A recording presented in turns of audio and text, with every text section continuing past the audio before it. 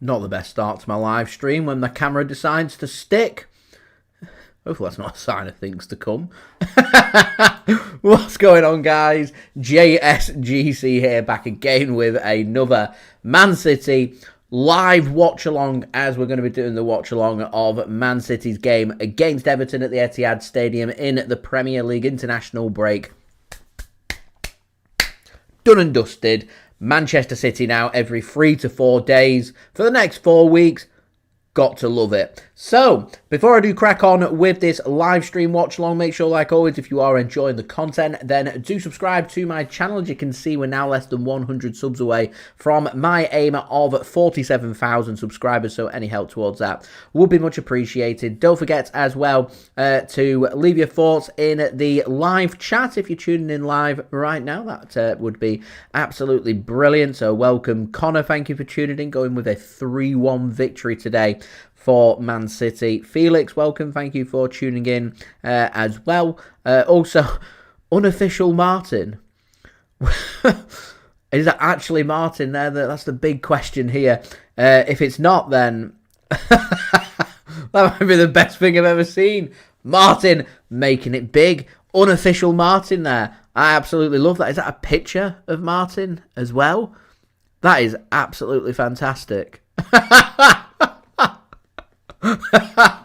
I feel like the stream's peaked right now, to be honest. I feel like this is as good as it's going to get.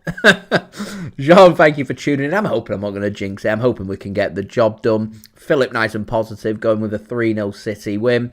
Connor, we are going to be wearing the 4th kit, I've heard, on Tuesday night in our match against Villarreal in the Champions League.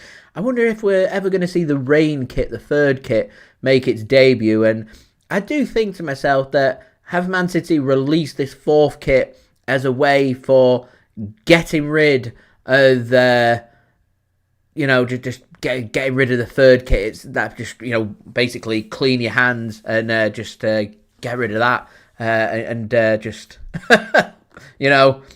hope for the best and just go with a 4th kit instead. We'll see. I do actually think to myself that the 4th kit's much smarter than the 3rd kit. And I don't mind the 4th kit, to be honest. I think, other than that rain kit, I think City have released some pretty solid shirts. Home shirt isn't a bad shirt. The away shirt is a thing of beauty. The 3rd kit isn't it. And 4th kit isn't too bad. So, there we go. Unofficial Martin says, preparing for Halloween. That's why I'm unofficial now. So, will it become official Martin after October 31st? Or is it going to be on October 31st? What's going on? And Jean says it's a picture of Martin as a Joker a couple of years back on Halloween. Martin has a lot of fun. Martin's a cool guy. Martin is one of the best City content creators. I know. I should imagine everybody probably knows who Martin is, so you don't need me to say go and check out Mancunian way, go and check out Martin. But that's absolutely brilliant. I love that. So thank you very much, unofficial Martin. He says it was from last year. So there we go.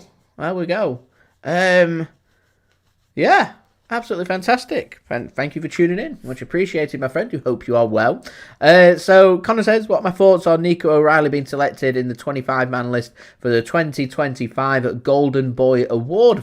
Firstly, congratulations, Nico. Fantastic player. Having a great season. Hopefully, he can really kick on now and showcase his quality. The fact that he got called up to the England squad for the last couple of World Cup qualifiers. I don't think he got any minutes, but to be called up is firstly an honour, and I'm sure if Nico O'Reilly continues his good form, not only will he be getting called up, I'm sure he'll be getting some minutes and getting his first ever England cap, and he's going from strength to strength, and he's showcasing his quality a lot for Man City throughout the year of 2025. He had a good second half of the season with City last season, and hopefully he'll have a fantastic campaign here with Manchester City as well. So we'll see what does happen with that, and we'll see what position he ranks. He might finish first. Who knows? Nico O'Reilly though, making mad movements, things we love to see. Martin, thank you very much. I love your content as well. Continuing to put on the grind creating quality City content. So big shout out to Martin, and thank you very much for tuning in. As well, are you at the game? Are you at the Etihad right now? I presume that you would be. So yeah, I wonder how the build-up is at the Etihad. Oh.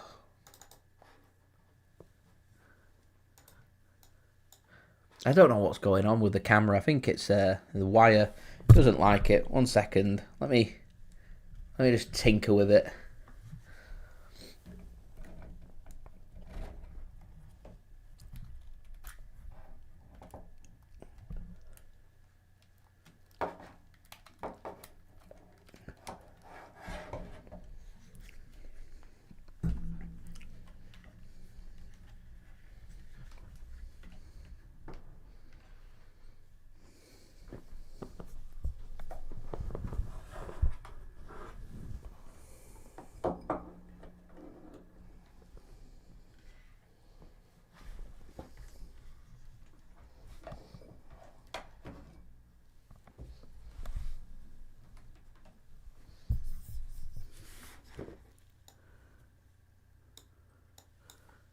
Right, hopefully that will do the trick. We like having technical issues here when we're doing the live streams, just to put some context and let you guys know what's going on.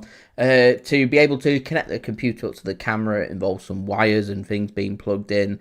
Computer further away from where the camera is, it needs the extension, so the extension lead for the camera.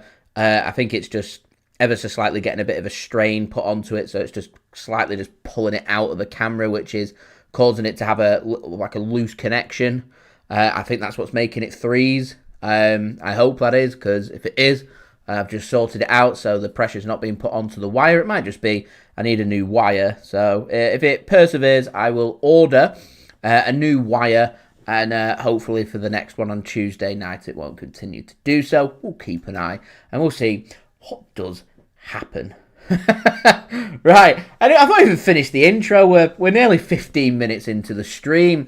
It's been eventful. It's been eventful. Yeah, I'm gonna. So anyway, yeah, don't forget, leave a thumbs up. That'd be much appreciated, guys. YouTube seems to have changed up the stuff, so I don't actually think I can see physically on here how many likes the video has got. How daft's that? Oh, that's real bizarre. Oh, everything's just going wrong. Why? So YouTube, again, we'll put some context on it. YouTube's changed up how you can live stream from YouTube Studio. Normally, it would allow me to see how the stream's performing, which I can see. I can see concurrent viewers, chat rate, views, live chat, average view duration. Can't see anywhere that's showing me how many likes that we've got, so I'm physically going to have to go on to the stream now so I can keep an eye on the likes. YouTube's just making this hard work for me. Thank you very much, YouTube. Much appreciated. You know, if something's not broken, why does it need to be fixed? It doesn't. Anyway, right. Well, do you know, we're not doing too bad for likes. We're a quarter of the way to 100 likes, so please do leave a thumbs up. That would be much appreciated. Also, don't forget as well to subscribe. That would be great. Do get your thoughts in the live chat. What your score prediction today? Where's everybody tuning in from as well? I'm nosy. I like to know where everybody is tuning in from, so do get that in the live chat. And also don't forget as well, you can go and check out my social media links. They are in the description as well as on the yellow banner too, if you want to go and check that out. Finally, I do want to say a big thank you to today's video sponsor, once more, which is brought to you by SofaScore. SofaScore are going to keep you guys up to date when it comes to all of the results from around the grounds. They'll keep you up to date with the latest scores. They'll keep you up to date with the latest match information. They'll keep you up to date with the latest team news, statistics. It's got you guys covered for literally everything. And what I really like about SofaScore, and you know, I'm not just saying it because they're sponsoring the live stream. I'm saying it because genuinely I feel like SofaScore is just the best app out there when it comes to scores. It's not just limited to football. It's got you guys covered if you want to see the latest scores in the NFL, if you want to see the latest scores in darts, in cricket, whatever sport it is. got you guys covered for all the latest scores. Very highly rated. It's free to download, so worthwhile checking out. If you do want to go and check out SofaScore, then the link is in the description, or you can just scan the QR code on screen. That'll take you to the download page, and you can download the free SofaScore app. And I want to say a big thank you to SofaScore. I'm going to roll their promo video. 20 seconds. We'll speak about the teams.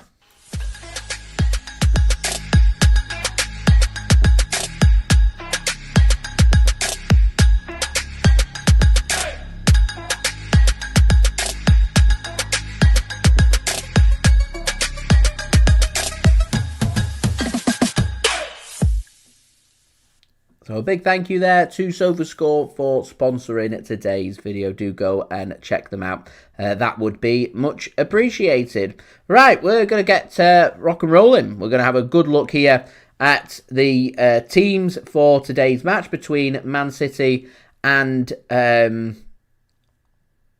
Everton. Sorry, I'm just getting the thing up. Right. So, just had a quick glance. I mean, it's not great for Nottingham Forest. They've lost 3-0 today, conceding 3 goals in the second half against Chelsea. So, a big win there for Chelsea. Is that sent? Where's that sent Chelsea in the league now?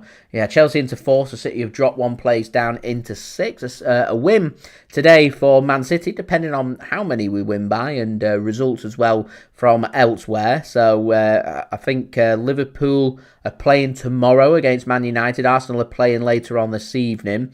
Bournemouth and Tottenham, are they playing at 3 o'clock? Bournemouth are away to Crystal Palace, so we could do with Crystal Palace getting a result against Bournemouth. Tottenham are also playing, but they're not playing until tomorrow against Aston Villa. So if Man City win by 2, or is it going to be 3? Let's have a look at the league table in terms of goals scored. Let's see if Man City can go top today. There is a chance that Man City could go top today, but normally it works on goal difference. We're 2 goal difference away from Arsenal to go first, so we'd need to win by at least 2. Man City have scored 15 goals. Arsenal scored 14, so I think it's win by 2 today. As long as Bournemouth don't win against Crystal Palace, I think is, if my maths is correct, going to send Man City top of the Premier League. But we do have to get the results sorted before we start thinking about going first. And first and foremost, before we start thinking about going first, I just want 3 points today. And if that's to be by just a single goal, then so be it. It doesn't send us first, but it does send Man City into second place and gets pressure applied onto Arsenal, who play later on today. So, yeah, interesting. Real interesting. Sorry, chat, I am keeping an eye on what you guys are saying, and a couple of you guys are posting saying that Ange Postecoglou has been sacked.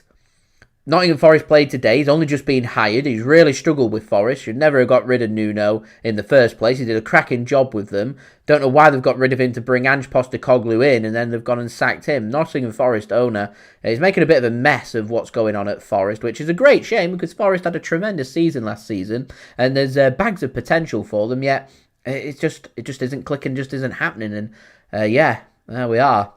Interesting. Looks like Ange Postecoglou has been sacked, which is a very big call. Right, having a look then at this game. I'm going to vote for Man City because I think Man City are going to win. 88% of SofaScore users agree. Just having a look at, we've got our poll rolling as well in the chat if you want to leave your vote. 90% going with a Man City win, 7% with an Everton win, and 3% with a draw. We will end that upon kickoff of today's game, so do feel free to get your votes in. That would be much appreciated. So back to the lineups then for today's game. We'll finally get round to speaking about them. We'll start first with Everton, led by manager David Moyes, a very organised manager, so expect Everton to be able to sit deep, restrict the space, and make life very difficult today for Man City. They're starting Jordan Pickford in goal, going with a back four of O'Brien, Tarkowski captaining Everton today, Keane and Mykolenko, so Michael Keane is fit. I thought they'd have gone with Jarrod Branthwaite, but I know he was a bit touch and go with his fitness, but Michael Keane was as well. It seems Michael Keane may be more fit than Jarrod Branthwaite right now, and Keane gets given the nod here ahead of Branthwaite. Branthwaite always seems to do well when playing against City, so I think that's a bit of a blow for Everton. Midfield three, no surprises. Garner, Gueye and Dewsbury Hall returning from suspension. Alcaraz goes in on the right hand side and Ndiaye starts on the left hand side in the absence of Jack Grealish, who is ineligible for today's game because he's on loan from Man City, which again, big blow for Everton, and no surprise to see Beto starting up top. On the bench, you've got Travers, King, Coleman, Asnu, McNeil, Diblin, Roll, Irugbon and Barry. Out for them today is Nathan Patterson, Jarrod Branthwaite and Jack Grealish.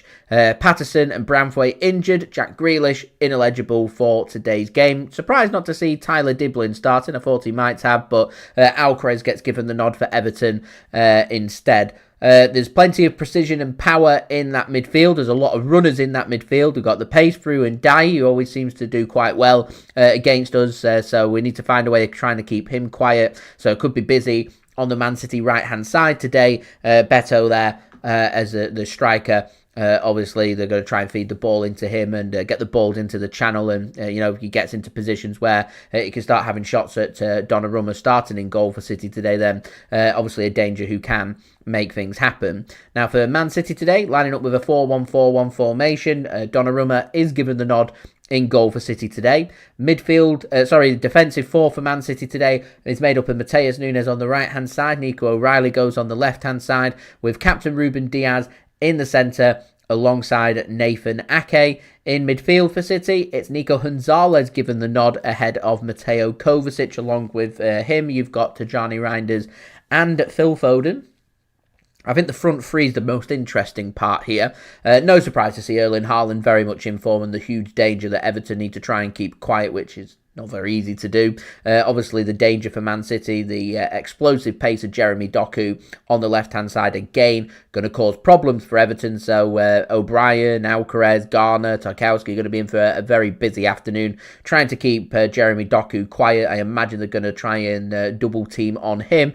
And Savinho given the nod on the right-hand side for Man City today ahead of Oscar Bobb and also Bernardo Silva. On the bench for Man City, we've got James Trafford, John Stone, Josko Gvardiol, Rico Lewis, Mateo Kovacic, Bernardo Silva, Oscar Bobb, Rayan Cherki and Omar Marmoush. Great to see Rayan Cherki once more back in the Manchester City squad. I suspect he may get some minutes here, and it's brilliant to see Omar Marmoush fresh from getting a parking ticket in Manchester City Centre, also back in the Man City squad today, and could well be getting some minutes. Unfortunate for Rayan Ait-Nouri still to be missing out. He's not too far away, but not fit enough for today's squad. Abdukodir Khusanov isn't too far away. Pep said he needs another week, so I suspect Khusanov might be available for City for our match against Aston Villa away from home next weekend rather than this, and Rodri expected to be out for another 2 or 3 weeks for Manchester City before we may look to have a fully fit squad. But let me just go for that bench again, because this is a strong bench. Trafford, Stones, Gvardiol, Lewis, Kovacic, Bernardo, Oscar Bobb, Rayan Cherki, Omar Marmoush. That is a very, very strong Manchester City bench. I think City are strong enough to win today's game. Not going to be easy. I think it might be quite a narrow, tight game.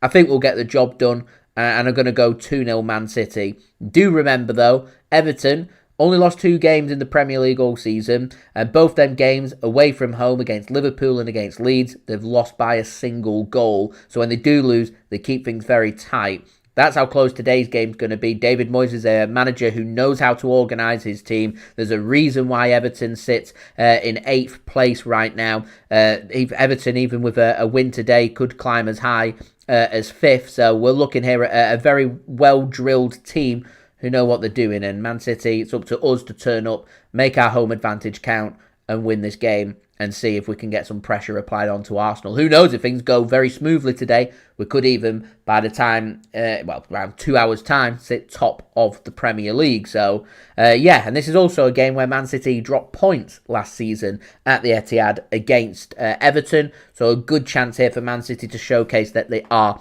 making progress. Now, just before I do get my stream, I want to say hello to everybody that has tuned in. Fire Television, welcome, thank you. Says, leave a thumbs up, everybody. That would be absolutely fantastic. So if you are tuning in, please do leave a thumbs up. That would be absolutely great. We're now 71 likes away from 100, so any help towards that would be great. Jean says, I'm going to go for a draw. I will not risk it. Doesn't want to jinx it, so he's going for a draw today. Ryan says he's got £50 on Haaland to bag 2 in a 3-1 win. That's my betting tip, actually, a Haaland brace today. So hopefully that does pay dividends for you. Just out of interest, how much is that returning? Please do let me know. And thank you very much, Ryan, for your kind comment there about the mini fridge. I like the mini fridge as well. It's a good quality, Stella Artois mini fridge. Tito, how many managers do I think Forest are going to go through this season? He's going for 4. Going on at this rate, it could be 5 or 6. I reckon you might be right with 4. I'm going to go with 4 as well, which is crazy to think about. Absolutely crazy. Jack Greer, Connor, I reckon Jack Greer will be feeling pretty aggrieved about not being able to play, but that's just how it is when, you know, loan transfers are sorted rather than permanent transfers. It is what it is. It is what it is. Nitin, thank you for tuning in. I don't do full-time. I work a full-time job. I just do this on the side, and extra little bit of pennies. I do tend to just put all the money back into the channel, to be honest. Just do it for fun. You know, I think to myself, regardless, I'd still be watching the City game, and, you know, I'll still be speaking about Man City. So I may as well improve my skills and, you know, do something I enjoy doing in making content. So that's what I do. I can see Sean Dyche Connor going to Nottingham Forest. I can see that happening. Lil, welcome. Thank you for tuning in. I'm doing very well, thank you. Connor Khusanov expected to be back in around a week's time. And Dave, thank you for tuning in. Says, a happy man from last night, from the ashes of disaster, grow the roses of success. I think Middlesbrough played last night, I'm going to presume. They did, yeah. They won 2-1 against Ipswich. It's a good win, actually, that for Middlesbrough as well. The first at the moment, having a good season, Middlesbrough. So, Dave, a very happy man, which is what we like to hear. Right, I am just going to get the stream up for today's game. So, whilst I do that, please do leave a thumbs up. That would be great. We're on that push now to 100 likes, so any help towards that would be fantastic, guys. We are now 70 likes away, so any help towards that would be brill. Also, don't forget as well to subscribe. It is free to subscribe. Social media links are in the description. If you want to go follow me on my X, Instagram and TikTok. Email also in the description too if you want to hit me up for any sponsorships for any videos or any general business inquiries.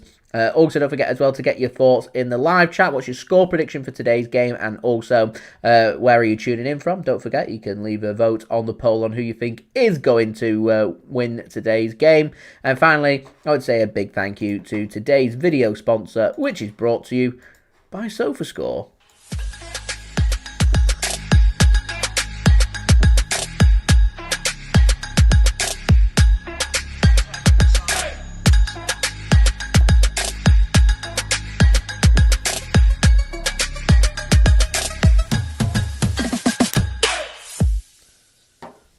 And a big thank you there to SofaScore for sponsoring today's video. Right, we've got the stream locked and loaded.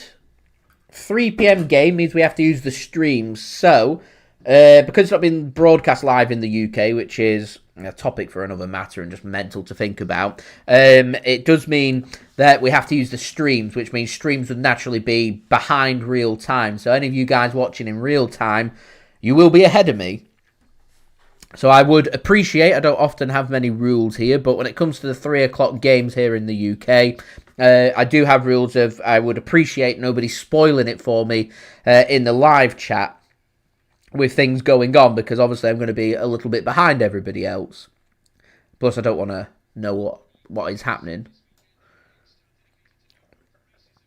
Right, we're going to have kick-off in just 1 second. Burnley are going to get us underway, attacking from right to left. They're going to attack the north stand here in the first half, Burnley.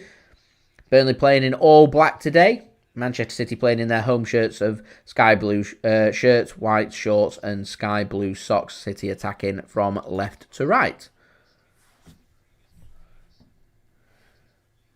Now Ryan tuning in from Newton Heath next to the Etihad. I presume you're not at the game, Ryan, which I find crazy that you're right nearby to the Etihad, but can't actually watch the game in real time, which is baffling.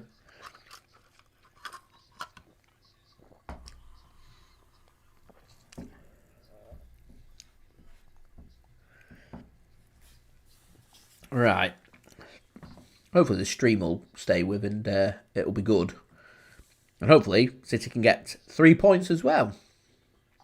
Connor says, what would you... I mean, looking at the bench, I presume we're going to see a bit of rotation against Villarreal. Firstly, let's have a look at La Liga's table. Let's have a look at La Liga's table. Where are Villarreal? I see. They're doing well. Third. 8 games, 5 wins, 1 draw, 2 losses. Having a good season.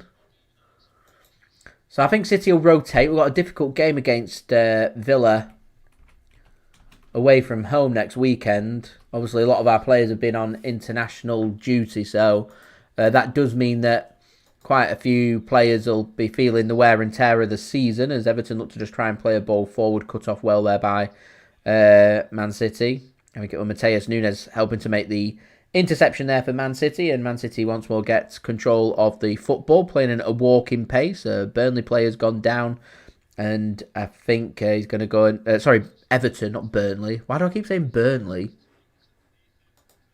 Sorry, I don't know why I keep saying Burnley. I've got Burnley in my head.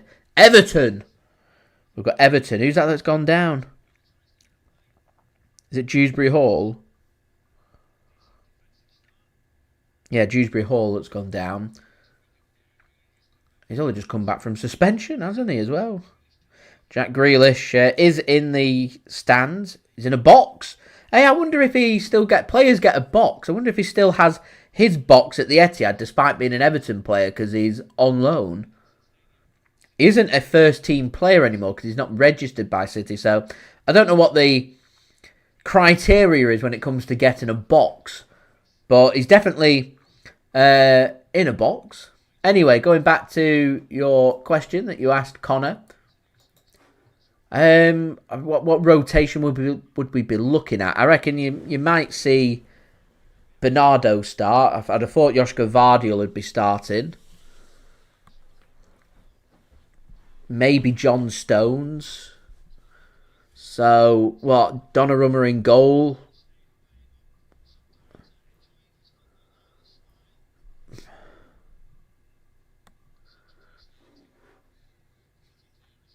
I'm not entirely sure we will go with John Stones, to be honest. I mean, it depends how Matheus Nunes does here as to who I'd play on that right-hand side.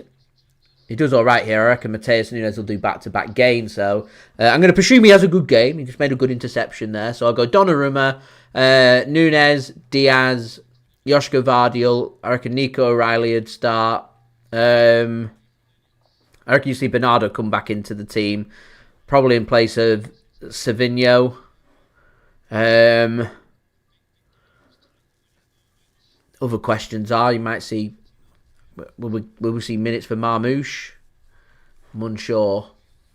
I don't think there'll be that much rotation from City. I actually think there'll be more rotation coming in play from next week and the week after. Just having a look at the schedule just after Villa.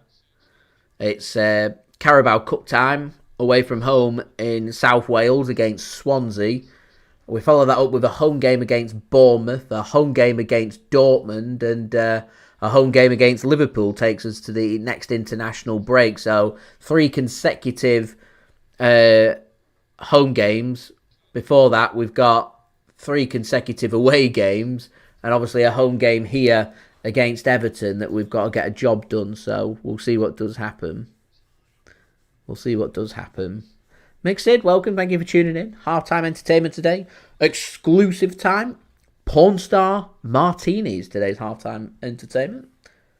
There is a possibility that Jack Grealish could secure that transfer in January. Connor, more likely, I reckon it'd happen in the summer rather than in January, as Savinho gets into a good position. He wants a free kick. A throw-in's given to Everton instead. Savinho can't believe it.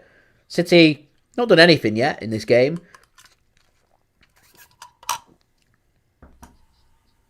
Been an uninspiring, forgettable first 5 minutes to this match. So, don't forget, guys, please do leave a thumbs up. That would be much appreciated. We're now just 16 likes away from 50, so any help towards that would be great. Do subscribe, and do go and check out today's video sponsor, which is brought to you by SofaScore. Just end the poll. I forgot to end the poll. What did the poll look like in the end?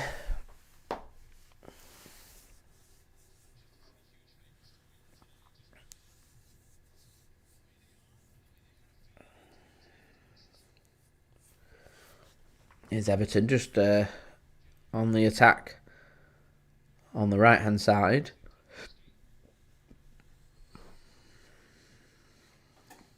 Worked well to the left here. Ball comes forward, looking for Beto. Does get a touch, but Nathan Ake does well. He can find his pass. There's just a little bit too much on that pass from Nathan Ake. Nice to see Nathan Ake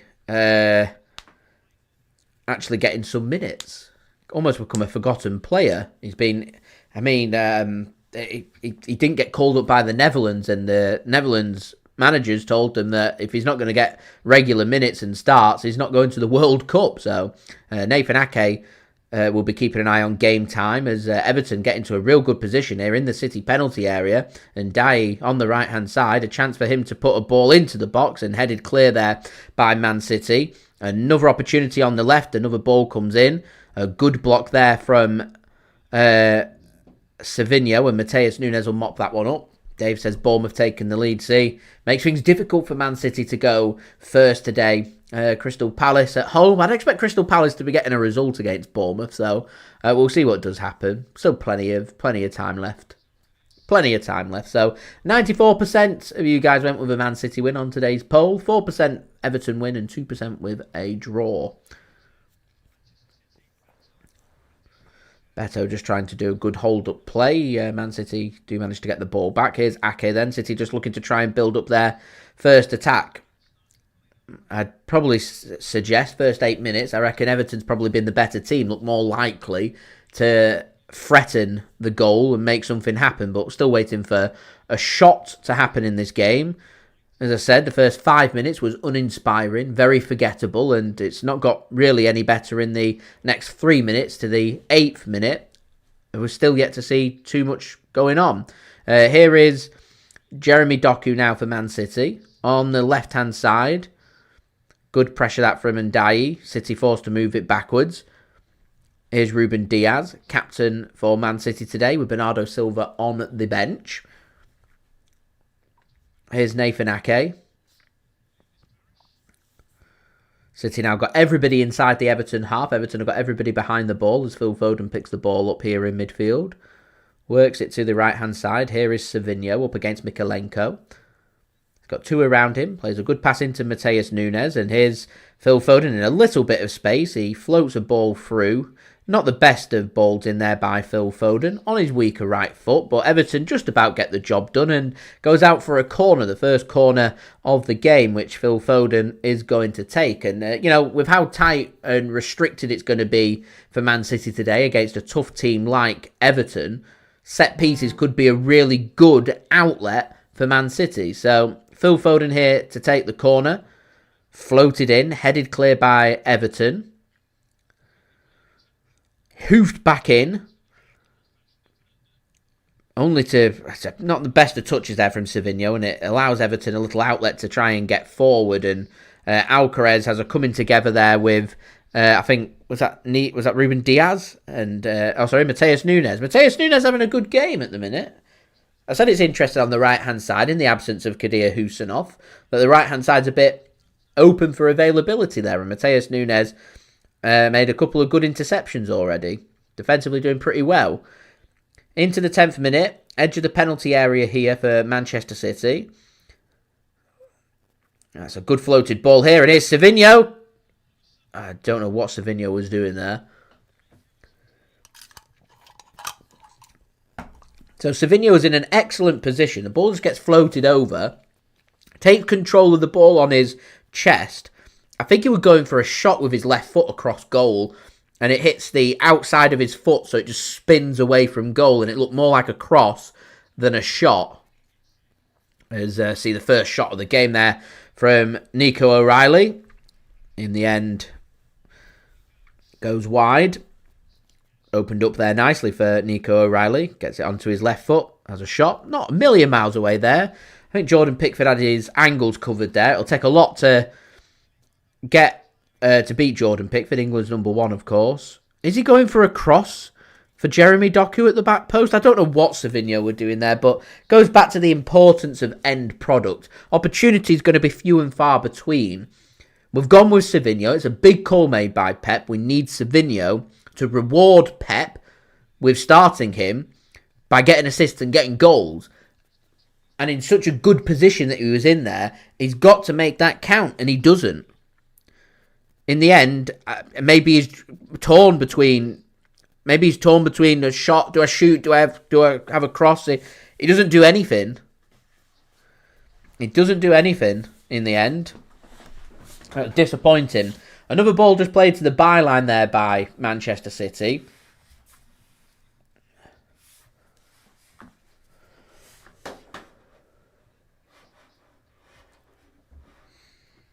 Jeremy Doku, it was just pulling the ball back across. It was defended by Everton. And City come through with another wave of an attack. So Man City making something happen now, which is a positive.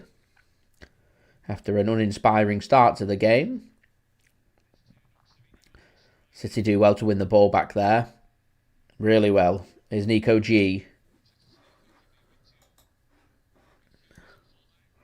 Ball gets put towards the back post. Looking for Doku. There's too much on it. And that will go out of play for a goal kick. So we're just 13 likes away from 50. Any help towards that would be great.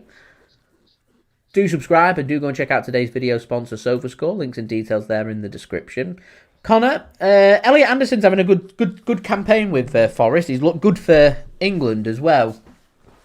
Wouldn't surprise me due to his homegrown status, seeing interest from teams in Europe, in particular from Man City, if we're having a look at midfielders.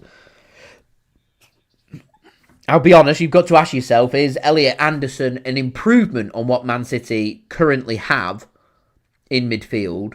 My brutally honest opinion of that is he isn't. He's a good player. As that's a good ball, and Beto should have scored. Everton should have scored. A ball just gets played across the 6-yard box. Beto's there waiting for the tap and he's stretching. He gets a toe onto it and it goes wide. It's a poor giveaway from Nathan Ake. And it ended up in a 3-on-3 situation. It's a great ball played across and Beto should score. Beto should score. And Ndiaye was a good ball across. It just hits the back. Sorry, it doesn't hit his toe. It hits the back of his foot. His foot is at an angle. That's the problem. So it just diverts wide. And that's a big let off that for Man City. Best opportunity of the game so far. Commentator just says a warning sign there for Man City. And absolutely, Everton are a good team. They know how to find the back of the net. They know how to defend. They're a good, organised team. And this game gets incredibly more difficult if Man City concede first. So, let off there for Man City. A big let off. Mine, thank you for tuning in. Much appreciated. I can't see City signing Elliot Anderson. I can't see it happening.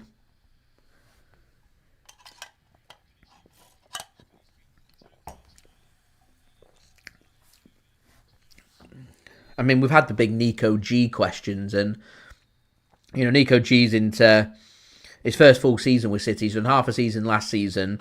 By the time we get to the end of this season, he'll have embedded himself nicely in the City squad. Unless he wants to leave, I don't really see the point in moving him on to bring somebody else in, but, yeah. I'm not too sure, mind, how he managed to miss it. It's angle all wrong.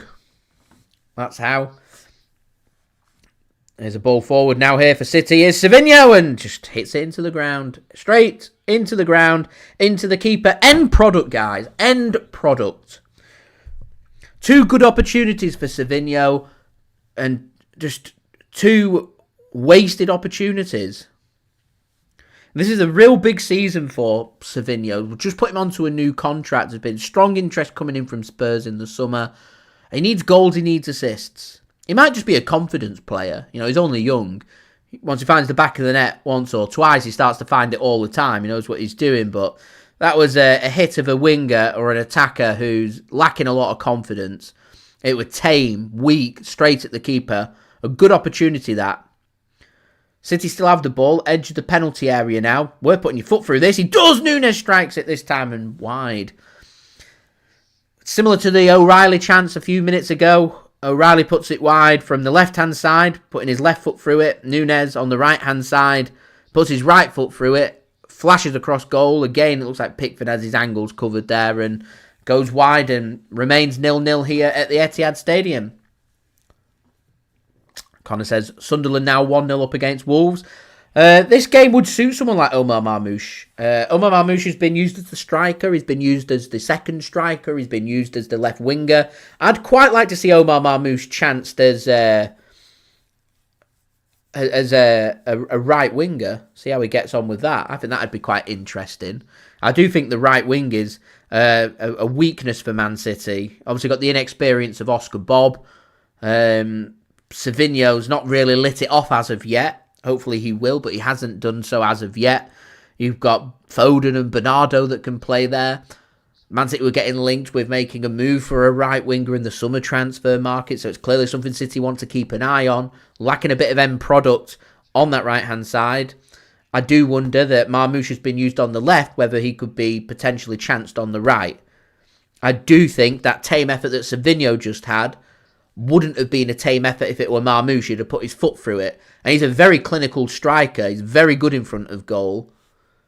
Elise would be a fantastic signing. Quite versatile. Can play on the right. Can work his way through the middle as well. He'd be a good player. That's a good ball and there's another good chance. And Tijjani Reijnders just couldn't connect properly. A good bit of defending there from Everton. They can scramble it clear. What's very interesting here is 18 minutes in, we're seeing very little from Erling Haaland. Basically what's happening there is he's being man-marked out of the game, and the man-marking is going to allow Man City a little bit more space for the likes of Doku to sit into the pocket, or more, at this moment in time, player that's receiving a lot of the ball, Savinho. So this is, I'm hoping, not going to be a game of Man City ruin missed opportunities. I want to see Savinho doing a bit more. He's getting the opportunities right now. Missed a couple of good chances. I want to see the next one come his way, find the back of the net.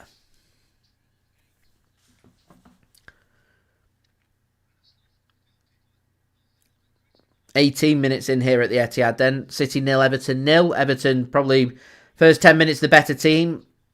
Next 8 minutes from City have been much better, and City have looked the better team. Although there could be another opportunity here for Everton. Long ball forward. Beto wins the ball. City struggling to deal with these long balls over the top. I remember Pep saying numerous times whilst we've had Manuel Akanji here, he said that he's one of the players that's very good at reading the ball in situations in the air, very good aerially. Obviously, with Akanji leaving now, it's interesting to see how City's defence cope with the longer balls coming in over the top. Someone like John Stones would be perfect for the longer balls coming in. A good reader of the game, tall, very physically strong. He'd be a good player to suit this game against his former team as well. Geffen certainly has. Ange Postecoglou sacked by Nottingham Forest today after their loss against Chelsea by 3-0 at home. Dave says Reijnders been a little disappointing. He lit it up pre-season. Couple of games. He looked really electric. Looked real good in our first opening game against Wolves. Since then, you've seen, I'm not going to say a drop-off in performance from Tijjani Reijnders. You've just seen him in a different role for Man City. He doesn't seem to have as much midfield freedom. But I said at the time, Tijjani Reijnders is going to be one of them midfielders that will go 5-10 games without scoring a goal. And then you'll see him score a goal. And when he scores a goal, he's probably going to go on and score 2 or 3. and then for the next 5 or 10 games he's not going to score any goals and he'll pop up with another 2 or 3. He reminds me of that kind of player in midfield. Here's his first season at City. I've liked Tijjani Reijnders. I think he's been a good addition in midfield. He's just adapting himself. I reckon you give Tijjani Reijnders a couple of seasons at City, and I reckon you're going to be looking at one of the best midfielders in the Premier League. He's that good. FSG reckons going to score any second and concede 2 late goals. He knows his club. I hope not. I hope not. Ryan says Burnley now 1-0 up. It's Leeds. Connor says thoughts on Djuma Ba and Vita Hayes when they come back to City. I hope that we will see Vita Hayes come back, and I do hope that we do see Djuma Ba. I want to see Man City. We're bringing these high quality young players in, finding a way to work these players into our first team squad. It can save us a lot of money over the long run.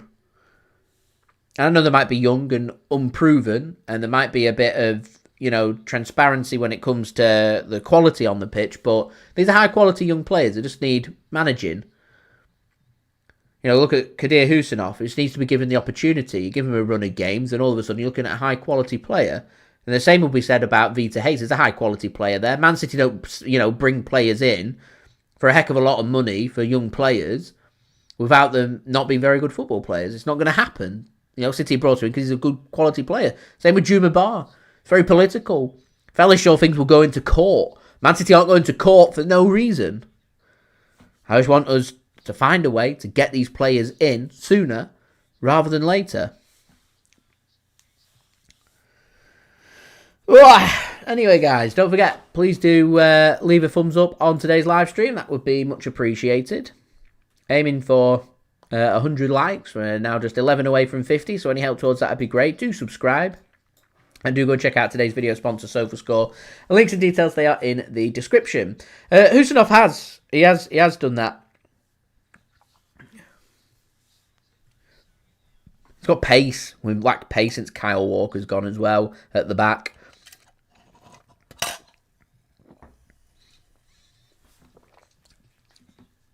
Connor says, would they get game time? Well, it depends who leaves and what happens. Akanji leaving, I don't think Man City have anticipated that, so I think Vita Hayes naturally would have been a player that would be ready to take over their minutes from Akanji had he left and Vita Hayes had stayed. So I think there's space there for one centre-back to come in. To make room for another, I think you'd probably have to have a good look at elsewhere. John Stone's contract up in the summer. Nathan Ake under pressure for making the World Cup squad with the Netherlands. Might be something Nathan Ake chooses to look at in terms of game time and minutes when it comes to the January transfer window. So there could be another opening there for Djuma Ba potentially.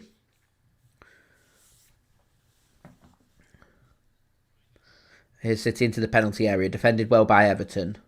Flicked forward though by Phil Foden. Here's Savinho now, coming back from an offside position, and it does well, and Mikalenko sticks with him, and Man City will get themselves a corner. As I said, set pieces could be very important today. Very important. So, Phil Foden goes over to take the corner today, City's second corner of the game. Foden puts the ball into the box. I think it's hit the crossbar. City have won this ball again. A shot comes in. Cleared forward. Oh, that's good work from... That's real good work, this, from Everton. Well defended from Everton, then be able to come forward. Ryan, are you on Twitter? If you are, follow me. I'll send you the link.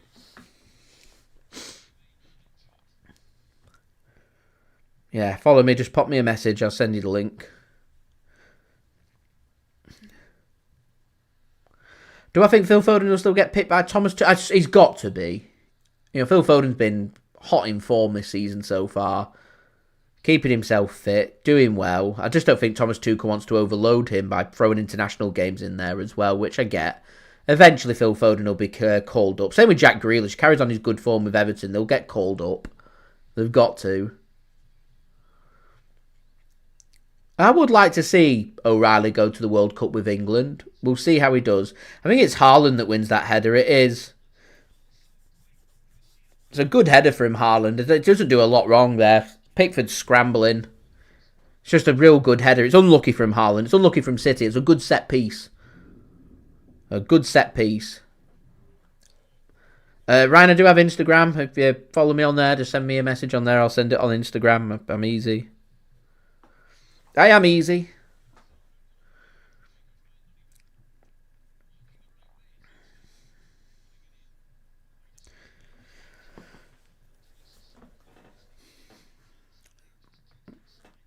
Everton just slowly but surely being forced further and further back here. That'd have been a good opening for City. I said set pieces could be a good opening. Nearly made that count. But that's a good ball forward. Here's Doku then. Oh, it's brilliant defending from Tarkowski.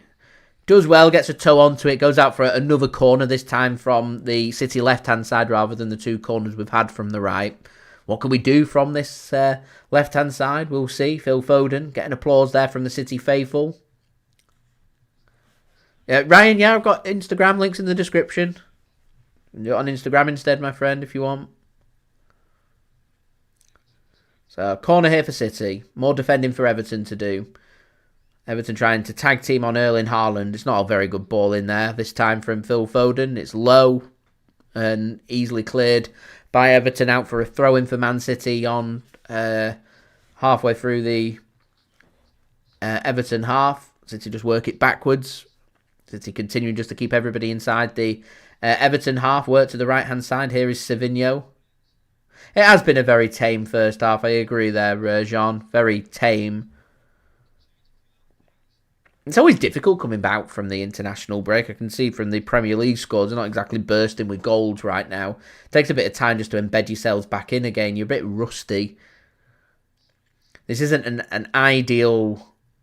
This just isn't an ideal game to have after the international break. So, yeah. Ryan, links here. My Instagram just in the description. Just press the link in the description to my Instagram. It'll take you to the page. Here's Doku. To Haaland. Nearly intercepted by City. Pickford gets his foot on it. What'll happen is, Ryan, you'll message me. I'll send it you. And then naturally the stream will be taken down or it'll stop working. That's how things work. At the moment, though, touch wood, we're nearly half an hour in. It's not buffered once. Here's Doku. Solid stream. Doku takes his man on. Manages to get a ball across. Headed clear. FSG reckons, I can see Vita Hayes being recalled and Nathan Ake leaving as well. I can see that.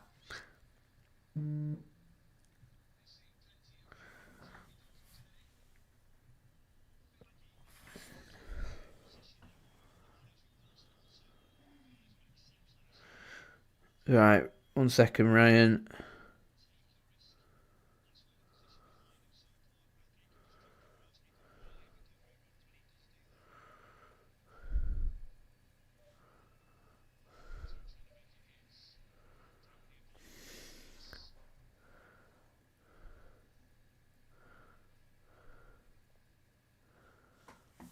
Right, Ryan, I've just sent it across to you. Let me know that it's working, my friend.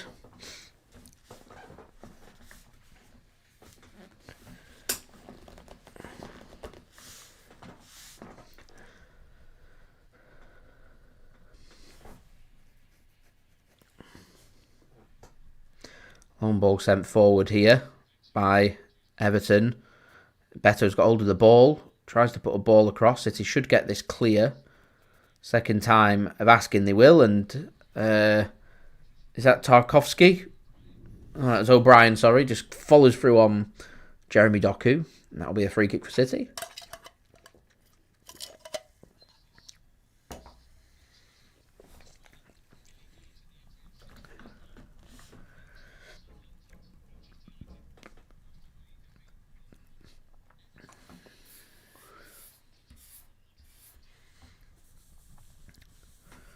I remember Everton under David Moyes being a real bogey team for Man City at the Etihad. I don't know if anybody else remembers that.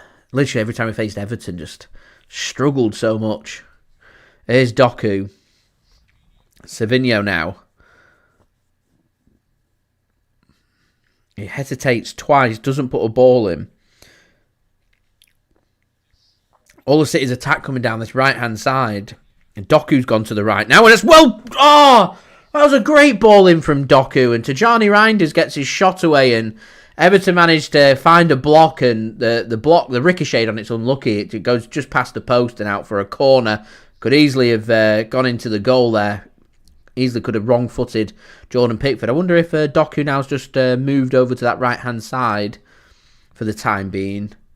City know that a lot of the attacks coming down this right-hand side as Foden puts a corner in and Pickford gets a fist onto that and free kick given to Everton with the pushing and pulling going on in the penalty area. So that'll be a free kick for Everton.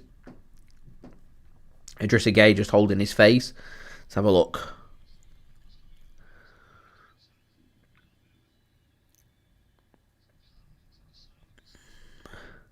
A lot of pushing and shoving going on. I mean, there's not much in that one. I'm not too sure why the referee decided to give a free kick for that, considering all the pushing and pulling that's been going on in the penalty area. Just 6 of one, half a dozen of the other. I'd have let that one go. I find it odd from referees. I don't get why sometimes they let it go, sometimes they don't. If you're going to let it go, let it go. If you're not going to let it go, then, from the very start, just clamp down on it. Don't understand. Anyway, here's Ndiaye. Beto puts it wide. Looks offside. Flag does go up eventually. It did look like he'd stepped into an offside position. Warning sign again for Man City there that Everton are very much alive in this contest. And he might well have been onside. So thankfully that one went wide. A well-timed run there. Ruben Dias might well have been keeping him onside. That would have been very tight on a VAR call had that ball found the back of the net. And I'm going to repeat, if we get a goal in this game, we can't afford for us to concede first. This game will be very difficult for City to get back into if we concede first. Everton are already, holding very tight on City. We go 1-0 down, they've got extra emphasis to hold even tighter, and it'll become even more difficult, time wasting, lack of space for City to work with. We've got to creatively be at our best. Opportunities are going to be few and far between. And if the opportunities are going to be few and far between, then when the opportunities do come about, you've got to put them away. Everton have had a couple of good chances, better with both of them. The offside call would have been tight if he put that in the back of the net, and the tap-in that he's missed. Savinho's missed a good opportunity for Man City.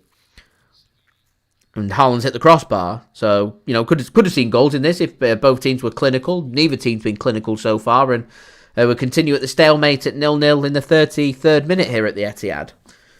Another corner here then for City. On the left-hand side once more, Phil Foden goes over to take for Manchester City.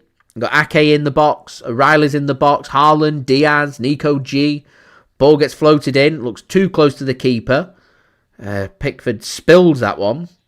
Man City should keep this in because I think that we're going to go out for a throw into Everton and City do keep that one in. HC, I had a fantastic time in Chicago. Thank you very much for asking. I spent a week there, went to the American football, tried the food, enjoyed the trip and enjoyed the city. Oh, fantastic. Thank you very much for asking.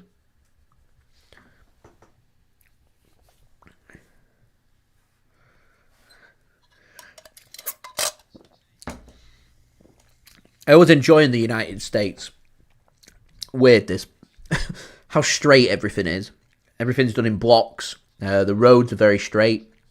It fascinates me every time I go there that on the horizon I can see very far distance because everything's just in a straight line.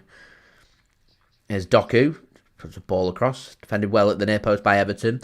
Everything's in a straight line. In England here, nothing's in a straight line. You struggle to see more than maybe a quarter of a mile in the far distance before you start hitting winds and bends and stuff. Such a massive, major American city. New York City, I found, was the same. Just everything done in blocks and straight roads.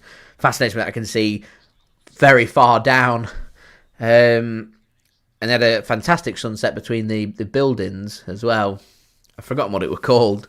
That was very interesting to see. So yeah, I had a real good time, thank you. Real good time.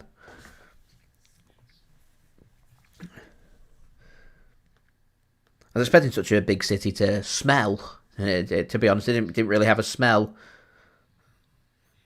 The odd smell of marijuana, but yeah.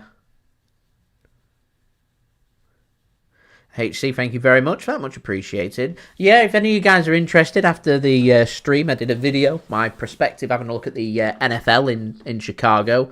I'm happy to see that it's trended a bit. I'm always happy to see my videos doing well. I'm happy that people have received the video very well and really enjoyed it from a different perspective. Yeah, NFL's fascinating at the best of times. I love watching it. Being able to watch the Chicago Bears put in a fantastic performance. I mean, that touchdown alone that Caleb Williams threw, was it like a 65, 70-yard pass? Absolutely incredible. A good, strong defensive performance as well. Cowboys are no mugs. They're not a bad team. A real good game, a real good win there for the Chicago Bears. A real good, enjoyable experience as well, actually. And I remember somebody commenting, and they were absolutely correct when they said it, that it's very rare in the United States that you find stadiums, in particular in the NFL, that are walkable from where you're staying in the city centre. It was really nice to just walk through Chicago, go down to the docks, walk through the harbour, and walk straight down to Soldier Field, all within a walkable distance. It's like 40 to 60 minutes, depending on the pace that you walk at. Interesting to walk amongst the crowd coming back, everyone in a celebrationary mood as well. It was good to see. A lot of Cowboys fans there. Everyone mixed in very well. You can tell from the game I'm watching, the crowds are not mixed, because you start mixing fans, everybody starts having a pop at each other. So yeah. Dave says his team in Cleveland, county of my birth. Fantastic. So I presume the Browns. I was just in Chicago. It's just coincidence that at the time I'm in Chicago, the Bears are playing. So I thought, go to a Bears game. Why not? So I did. Very expensive, but it was a good experience. I'm in Florida next year, so I'm hoping I can get to a Dolphins game. See how the schedule plays out. Here's City then coming forward. There's a good opportunity here for City. Doku, heavy touch. Good defending, but a heavy touch there from Doku. He had good options left and right. Indecisive. Savinho, indecisive. Doku there, indecisive. Got to be more decisive. City haven't really forced the matter here in this first half. Been a bit too casual, a bit too calm about things. I suspect, the analysts, Pep and everyone else will be having words at half-time to try and sort it out. For City, it's just been a bit, for me anyway, it's been a bit too casual from Manchester City today. Here's Everton then coming forward. It's an open game. It's not a bad game of football, this. For 0-0. Bournemouth 2-0 up. We need to focus on ourselves. We need to focus on ourselves. I'm going to go back to what I said before at the start of this stream. And it's a very important point that... we're seeing a yellow card come out. I think Garner's just gone into the book. Very important point. Everton, when they've lost this season in the Premier League, have lost by 1. So they don't lose by many. They keep things tight. They keep themselves in the game. They do that very well.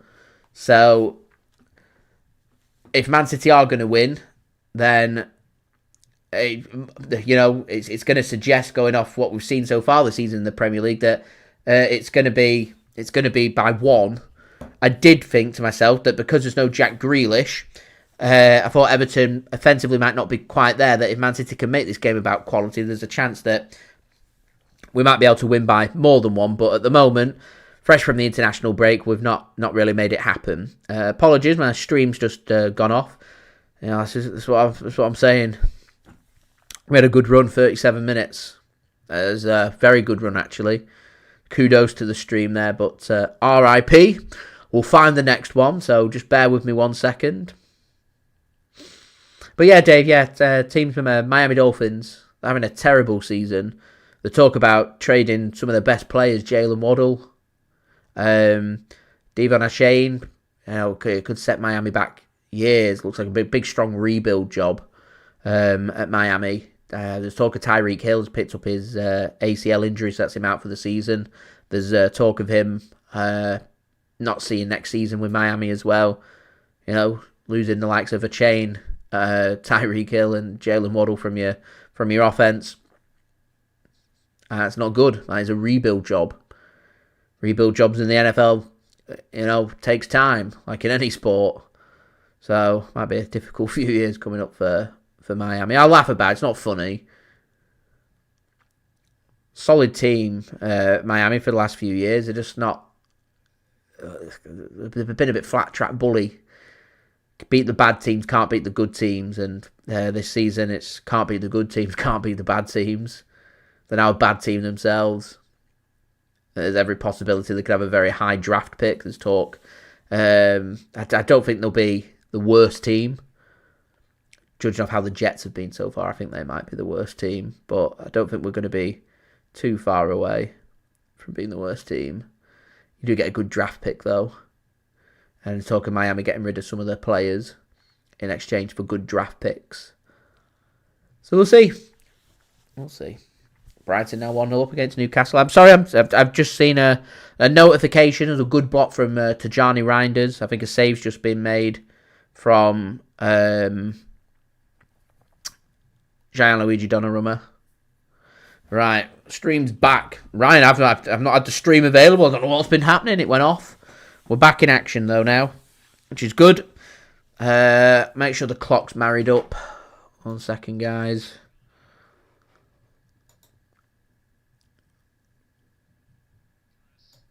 There we go. Oh, it's been a hard-working first half. Oh, it's a good block from City. Here's Haaland. He's got runners on the left. He can use them. Use them. Have a shot. Doku! Saved and cleared. Got to put your opportunities away. You've got to put your opportunities away. End product, guys. End product. Chances are not going to come about very often. Doku's got to bag there. He's got to score. It's a tame effort. It's a really tame effort. I'd be throwing Marmoush on in the second half. These efforts are tame. Straight at the keeper. Corner comes in. Headed clear. Put your foot through it. Have a shot. That's a free kick for Everton.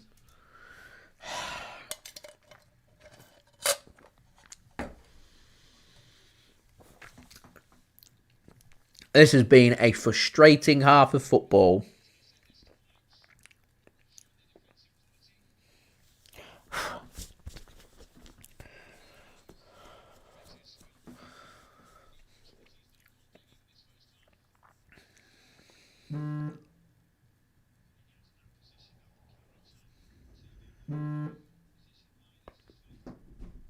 Sean says he's got a feeling the Bills might reach the Super Bowl. I thought that up until a couple of weeks ago. They seem to hit a bit of a sticky patch. So I'm not so sure. I would take, yeah, Connor. That's what I would do. Savinho comes off and Marmoush should come on for me. I'd move Foden to the right wing, or Marmoush, use him on the right wing, and put Marmoush through the middle. This game's crying out for Omar Marmoush for me. I don't know if he's fit to do 45 minutes, but he's fit enough to be on the bench. And just keep refreshing it, Ryan. It'll come back on. And Ndiaye is a very good player.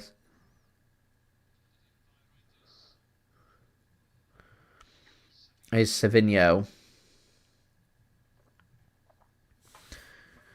Taylor's a good shout. Doku right wing, Marmoush left wing. Good shout. Here's Doku. Puts a ball across and defended well that by Everton. So a corner. Could be the last opportunity this of the half. So don't forget, guys, do leave a thumbs up. Aiming for 100, so any help towards that would be great. We're now just 5 likes away from 50, so any help towards that would be great. Do subscribe and do go and check out today's video sponsor, SofaScore. Links and details, they are in the description. So corner came in. Header won by City, but it goes wide. We'll see how long gets added on here. It's an opportunity that for City then.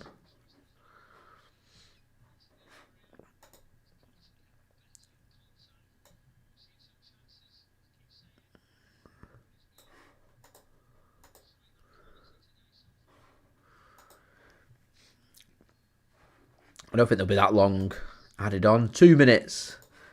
2 minutes added on. Is there going to be any more opportunities in this first half? As Everton come forward. Beto's causing a lot of problems for City's defence. And that's well defended. Alcaraz tried to follow that one up. City do well. Mikalenko's managed to win that ball back. He's going to put a first-time ball across. City will defend that and get that one clear. Haaland will help mop that one up as well. Here's Doku. Just play a pass back to Nico O'Reilly, who nearly gives the ball away. In the end, O'Reilly does well on Ndiaye and manages to pick up a free kick for Man City, who come forward here. Is Jeremy Doku, gets an overlap from Nico O'Reilly. It's not the best of balls forward there from Jeremy Doku, and Everton panic in the end and just boot that one out of play for a throw-in. So I think Everton were just unhappy with the amount of numbers back, and Tarkowski's like, yeah, nah, putting that one out into the stands. And then Man City mess it up by doing a wayward pass from Nico Gonzalez. And that might be that for this first half. It's been an uninspiring, flat first half. Everton have had a couple of good chances through Beto. Man City have had a couple of good chances. Hit the crossbar through Haaland. Savinho's had a good chance. Doku's probably had the best chance of the half for Man City, but neither team have been clinical, and the game's 0-0, and still next 45 minutes, second half could be decided and could go either way. And if I'm Man City, I'm looking towards the bench. I'm looking towards Rayan Cherki. I'm looking towards Omar Marmoush. Wonder how long it's going to be before we start to see these high-quality attacking players sitting on the bench. How long is it going to be before they come on? Because City, they've not struggled to create opportunities. The opportunities have been there, but they've not been clinical. So we'll see. Here's Savinho, last chance. Has a shot. It's a good save from Pickford and out for a corner. The question is, have Man City got long enough here to take this corner? So good ball that, and that was a shot that was hit with much more conviction from Savinho this time. Onto his left foot. Puts his foot through it. It's low. It's difficult for Pickford to make the save. It's at his near post. He does well to make the save. Goes back into the danger zone. Corner comes in. It's headed downwards and cleared by Everton. And that will be that for the first half. The whistle does go. And it is Manchester City 0, Everton 0 at half-time. Guys, what are you thinking? What are your thoughts? What subs need to be made? What do Man City need to do? Because at the moment, it's not been all that inspiring from Manchester City. As I said, for me, Marmoush comes on. Rayan Cherki comes on. Just got to try and shake things up in attack, because at the moment we're just not being clinical enough. And, it's quite difficult. You can go in at half-time like an analyst might say, we're creating opportunities. The chances were there. We just weren't putting them away. It's not our fault that the attackers aren't scoring the goals. The goals are presenting themselves to be scored. It's just not happened. And I think probably what's caused me more concern than Man City's wasteful opportunities in front of goal has been just how much Beto has really dominated and bullied Man City's defence. Obviously, City have opted with Nathan Ake to come in ahead of Josko Gvardiol. I think City have really struggled from that strength point of view. They're struggling with the balls coming in over the top, and I would contemplate at some point in the second half the potential of maybe John Stones coming on as well, just to try and deal with more aerial threats at the back, because at the moment, Beto's making a nuisance of himself, and it's allowing Everton's wingers, including Ndiaye, who's having a good game for me, to put opportunities. Thankfully, Beto hasn't been clinical, just like the Man City attackers haven't. And at the moment, 0-0, anything can happen. What can Man City do to turn this 1 point that we've got right now into 3? We're the home team. We've got to make it count. I'm going to say what I said on my preview. If we're serious about being title challengers and maybe winning the Premier League come May, we've got to win our home games. You've got to be beating everyone when they come to your home patch. Not just Everton, you've got to be beating everybody. We've already dropped home points this season. Can't afford to be dropping any more, to be honest. And at the moment, it's 0-0. We're on course to be dropping points. It's a game that we dropped points in last season, and I spoke about in my preview. Spoke about before this stream as well. Have Man City made progress? This is an excellent game to make judgment on. It's very similar to last season's game, apart from that finished 1-1. This at the moment, 0-0. And to me, neither side have looked that fluent. And at the moment, I'd probably say 0-0 is probably a fair result. So City have got to step it up, in my opinion, in the second half. So guys, don't forget, please do leave a thumbs up. That would be much appreciated. We're now just 2 likes away from 50, so any help towards that would be much appreciated. Do subscribe as well if you are new around here and you haven't done so already. Now less than 100 subs away from 47,000 subscribers, so any help towards that would be great. And finally, do go and check out today's video sponsor, which is brought to you by SofaScore.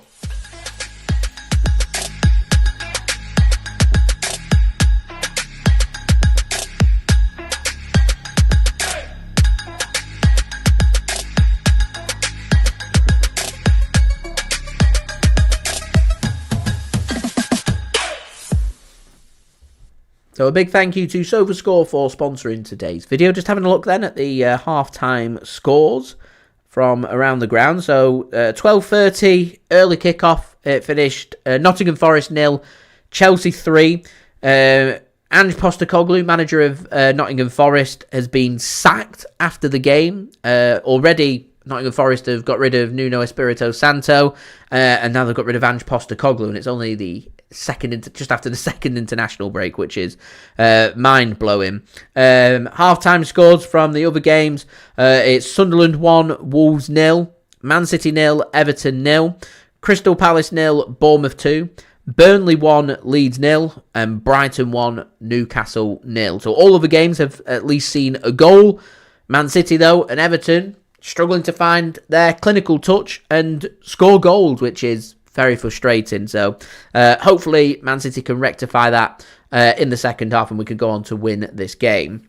We did have consecutive losses, John. You were very correct. So it was Spurs at home, followed by the loss against Brighton. Now, I'm just on about the home form. So we lost against Tottenham Hotspur. And quite frankly, you want to win the Premier League, that's the only loss that you're allowed, realistically. There's not any more margin for error. You can't afford to be dropping many more points. The ones that Man City have got available to them in terms of the home games. Beginning of the season, 19 games, it's 57 points. We're probably looking here at high 80s, maybe low 90s. We've already dropped home points, so you're looking at you needing a good away form to try and turn around your home form. And from what we've seen of other previous Premier League wins that we've had, it's always a good thing to make it Fortress Etihad Stadium. What we don't want is clubs coming to the Etihad, rubbing their hands, saying this is a good opportunity for us to take some away points. We've got to make it as difficult as possible for teams to come to the Etihad and do anything against us, whether that be beating us or drawing against us. We've got to do so much more in this second half, in my opinion. So just having a look then at the statistics for this game. Man City dominating the possession. 68% possession compared with 32% possession for Everton. Man City's expected goal rate at 0.9. Everton's at 0.66, so not too dissimilar to each other. Both sides have had one big opportunity. Neither side have been clinical. City with 9 shots in total, forcing Jordan Pickford to make 3 saves with hit the crossbar. Everton with 3 shots in total, forcing 1 save from Donnarumma, which of course my stream went off, so I never managed to see the save to know how big of an opportunity it was for Everton, but we do know that Beto missed that absolute sitter and also missed a good opportunity on a tight offside call. So Everton have had opportunities. City have had opportunities. Doku's gone close. Savinho's gone close with tame efforts. We've seen flashed shots across goal from Nico O'Reilly on the left-hand side and Matheus Nunes on the right-hand side. And that might actually be something for City to target, along with set pieces. Getting the ball to 25, 30 yards out, put your foot through it and have a shot and see what happens. It brings in deflections and, it brings in, poor blocks, and it could open up some other opportunity. It's going to be one of them games that's going to be a game of few and far between. So we've not found our clinical touch. Everton haven't either. Looking at 2 pretty good teams, and I'd be surprised to see both sides not looking to rectify their clinicalness in the second half. So for me, it's causing me that concern how easy Beto's dominating and bullying our defence. That would be something that I'd be looking to sort out sooner rather than later. We need more physical presence at the back. And for me, John Stones sitting on the bench would be the perfect kind of player to help deal with balls over the top and to deal with players trying to bully the Man City defence. So that's what I would be angling towards if it was me. And just looking at the City bench, I mean, there's plenty of quality on that bench that City could look to bring on. I mean, Josko Gvardiol could be another option at the back if you don't want to go with John Stones. We're looking at Oscar Bobb, Bernardo Silva, Rayan Cherki, Omar Marmoush. They are the players that can make the difference off the bench for City from a offensive point of view. So we'll see what does happen. MCFC Normski, thank you very much for tuning in. Says quality wingers. We need 2 of them on the field that are. The 2 that we've got on the field at the moment, bang average. You won't be the first, you won't be the last to say that. I've spoken a lot last season. I've spoken a lot this season about the need for Man City to have attackers who are going to come in. You know, Erling Haaland might have an off day, or Erling Haaland's not getting too much service. You need other players to chip in. At the moment, it's been very much, Man City have been reliant on the one-man show with Erling Haaland this season. We could do with other players chipping in, and that includes Savinho, that includes Jeremy Doku, that includes Tijjani Reijnders, includes Phil Foden. I want to see players chipping in and doing their bit, and this might be a game where Everton clearly are going to look to man-mark Erling Haaland out this game, so he's not going to have that many opportunities, and because of that, we need other players to try and help us out, and we can open this game right up if we can score first, because Everton's got to come out to play. Everton score first, though, this could be a very, very, very difficult game for Man City. So, big second half coming up. What are your thoughts? Do get that in the live chat. In the meantime, I'm just going to go and have a very short break. I will be back very soon, so I've got some halftime entertainment for you guys to enjoy. So, sit back, relax, enjoy, do go get yourself a drink and snack ready for the second half. This is Mixed, my partner channel. Links and details there in the description. Go and check him out. Doing the Porn Star Martini cocktail. Enjoy! What's going on, guys? Welcome back to the Mixing channel. Today's cocktail, guys, is one of my personal favourites, which is the Porn Star Martini, and I will show you how to make this beautiful drink. It's absolutely tasty. Right, to make the Porn Star Martini, guys, we'll do a dry shake. So get your cocktail shaker, and we're pouring 40ml, which is just under 1.5 ounces of vanilla vodka.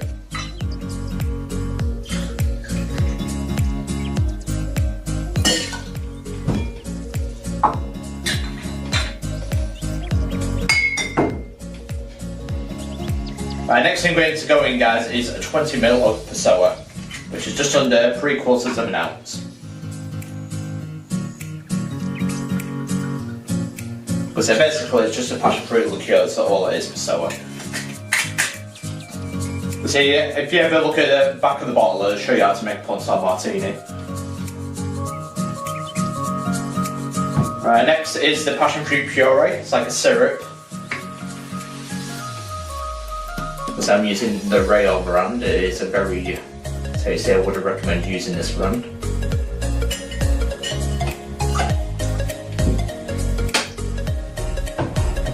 Next, 10ml of vanilla syrup to give that beautiful vanilla flavour.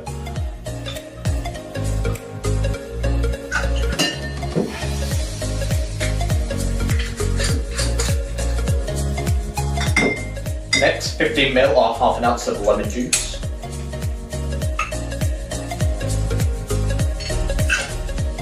And now to use the foamer, Better Bitters. So just 1 pipette.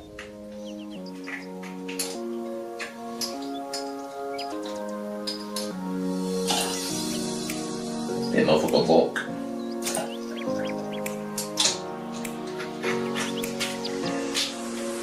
Right, to give it a nice foam ahead, we'll go use an egg white as well.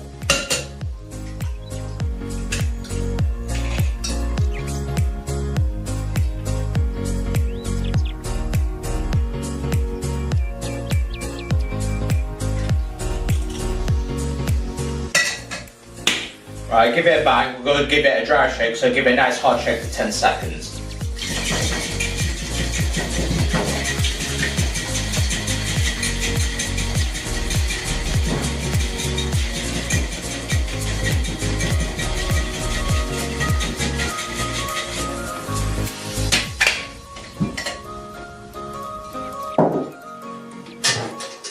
Now this time we add our ice. And shake again for 10 seconds.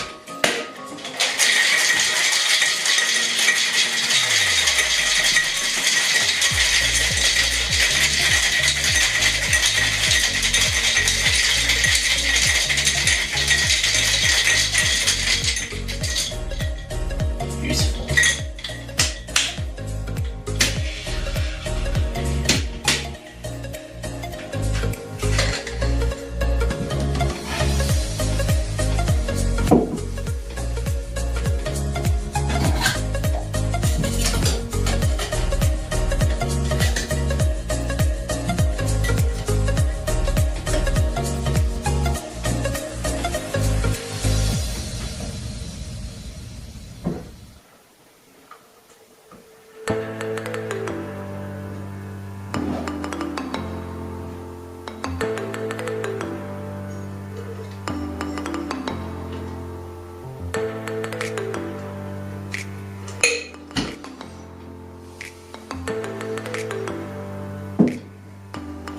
Oh, beautiful, absolutely beautiful. Because just look at the head on that, it's absolutely such a beautiful drink. Right, for the Pornstar Martini, you garnish it with the passion fruit.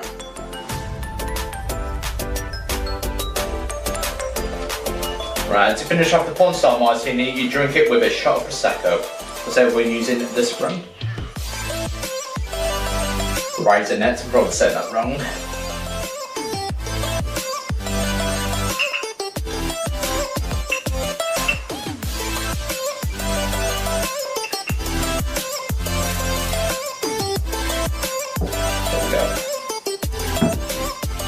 You can see, guys, that's what it looks like close up, because it's a beautiful drink and I can't wait to taste it. So with the Pornstar Martini, it's always served with a shot of Prosecco. You can drink it straight up or you can sip it and then sip the Pornstar Martini, because there's no right or wrong answer how to drink it. And there we go, guys, that is how you make the Pornstar Martini with a shot of Prosecco. How does it taste? Because normally it has that wet dog smell, the foam, but because I've used the foamer with it, the bare bit, it gives it that nice smell. Because it's like an orange bits I've used, it disguises the smell of the egg white. It's tasty. Highly recommend it. And this is Just Juicy's favourite cocktail, so if you're watching this, Just Juicy, cheers. How does the Pornstar Martini taste?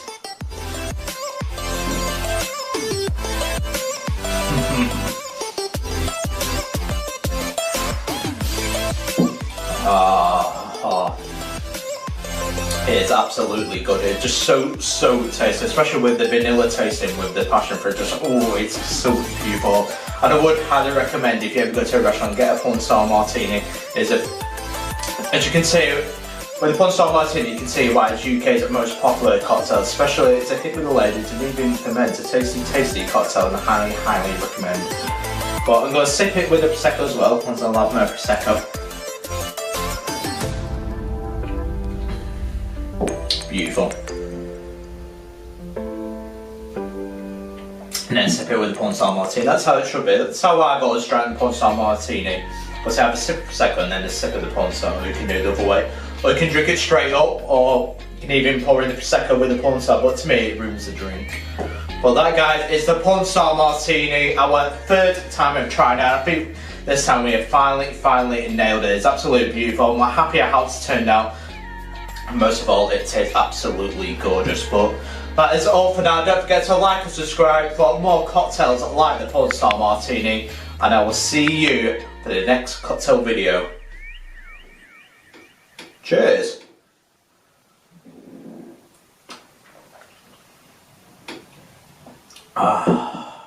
Beautiful.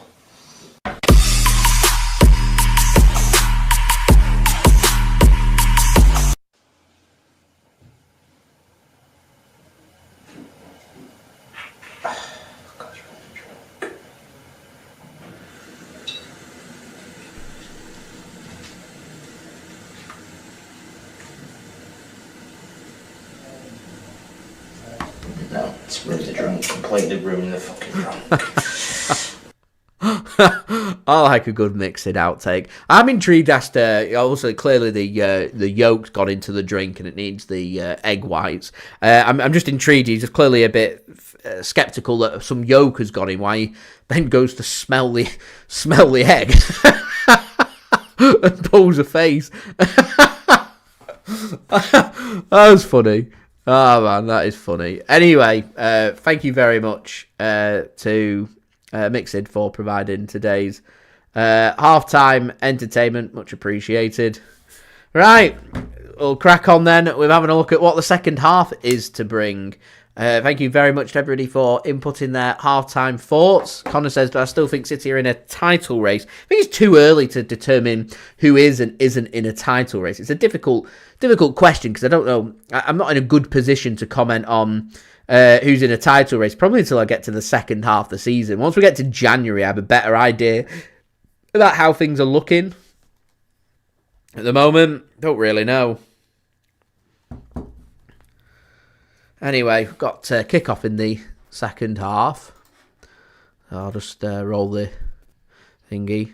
2 minutes out, actually. Apologies. I worked so hard to make sure I'm in time for the start of the second half, but there you go. Here we are.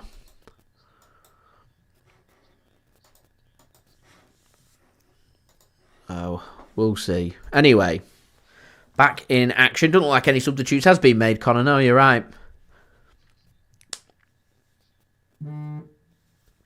And MCFC Normski, very correct. Everyone wants them to do well, the players. Sometimes it just doesn't work out. Big seasons coming up for Doku and Savinho. It's definitely something I'd be looking at if I were City.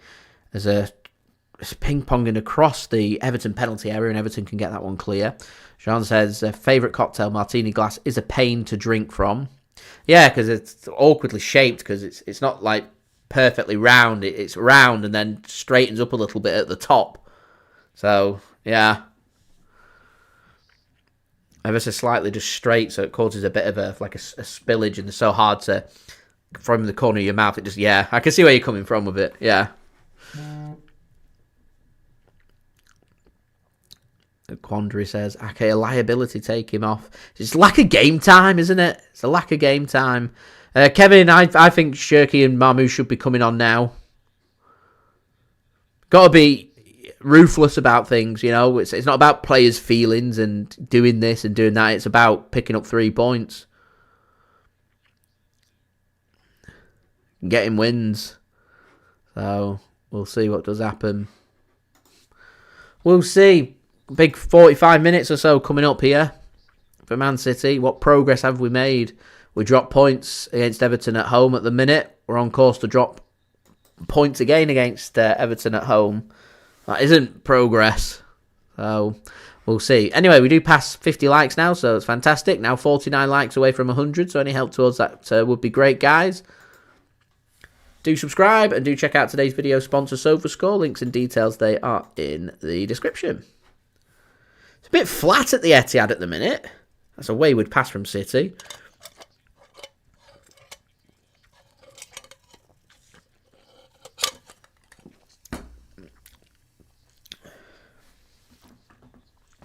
One ball sent forward. And I can't sit here and accuse Everton of throwing 10 men behind the ball. They've not thrown 10 men behind the ball. They've looked to attack. They've looked to cause City problems. Of course, City problems. They've just not been clinical. City have had opportunities. They've just not put their opportunities in the back of the net. Here's Nathan Ake. And gives the ball now to Matheus Nunes. Savinho can't play his ball forward. Block comes in. City will mop that up, though.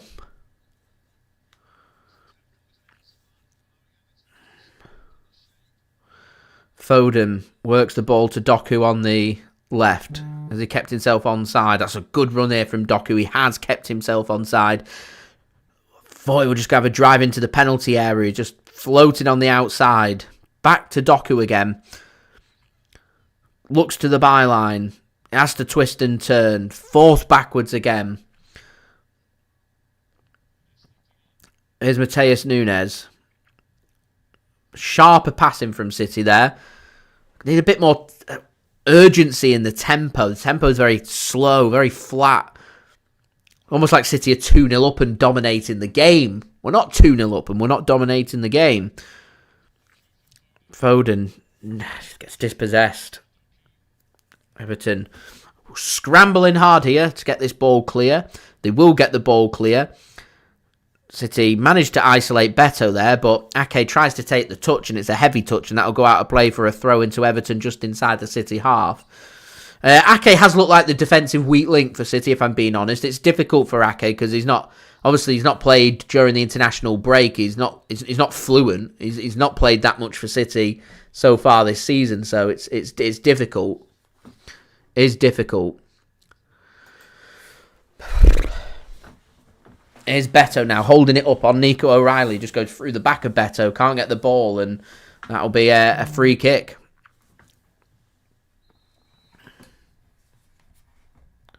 Connor reckons it's a good time to see Kovacic very soon. On for Nico Gonzalez.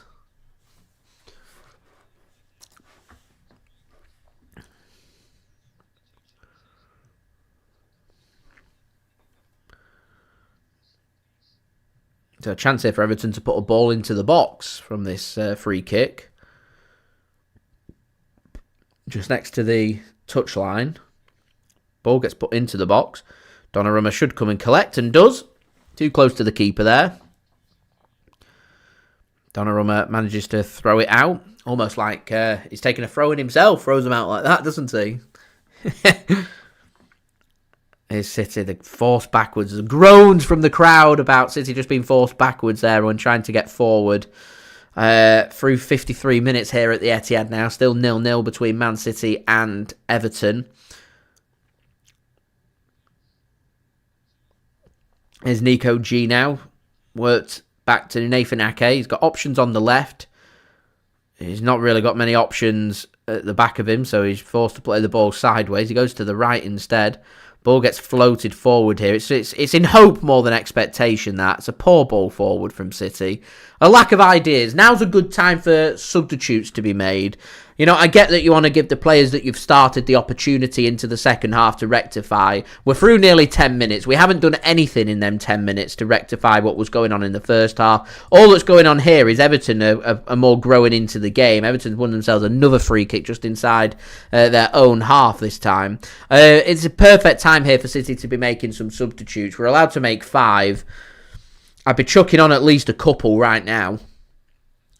Everton waste that set piece there, and Man City can come forward, and once again Man City just into Everton's half, working the ball from left to right. Here's Tijjani Reijnders to Phil Foden. There's a real lack of movement. Erling Haaland, there's nobody within 10 yards of all around Erling Haaland that's in a sky blue Man City shirt. They've got no way of involving Haaland in this game, and they just give the ball away naturally, and Everton coming forward on the counter-attack. City need to change this up and quick. City don't start changing this up, I can see a goal happening pretty soon, and I can see it being for Everton, not for City. City are looking frustrated, bit clueless, not got an idea. Another free kick given away. Jeremy Doku goes through Dewsbury Hall. So a free kick for Everton midway inside the Manchester City half. So a good opportunity here to potentially create something. It's very central, so it's difficult to float anything into the penalty area. But a good opportunity here to play a pass and see if you can find somebody in space to maybe put a better ball into the box to ask a question. City playing a high line. Ball gets pinged in, looking to the back post. Tarkowski wins the header. City will mop that up from the loose second ball, though, and volley that one clear all the way back to Jordan Pickford in goal for Everton. He's going to launch this ball forward, and it's not a very good launch forward by Jordan Pickford, and that will go out of play for a throw-in to Manchester City. Still got Omar Marmoush in his coat on the bench. John Stones in his coat on the bench. We've got Rayan Cherki warming up. Kovacic warming up. Is Nathan Ake then for Man City. Plays a pass. It's not a good pass. Doku won't get there. Doku won't get there, and it'll be a goal kick. No, it's just...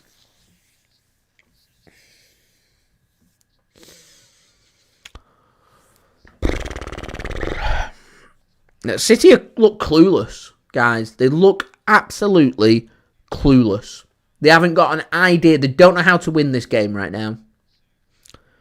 We're nearly an hour in. I can see that. Everyone can see that. Changes need to be made now.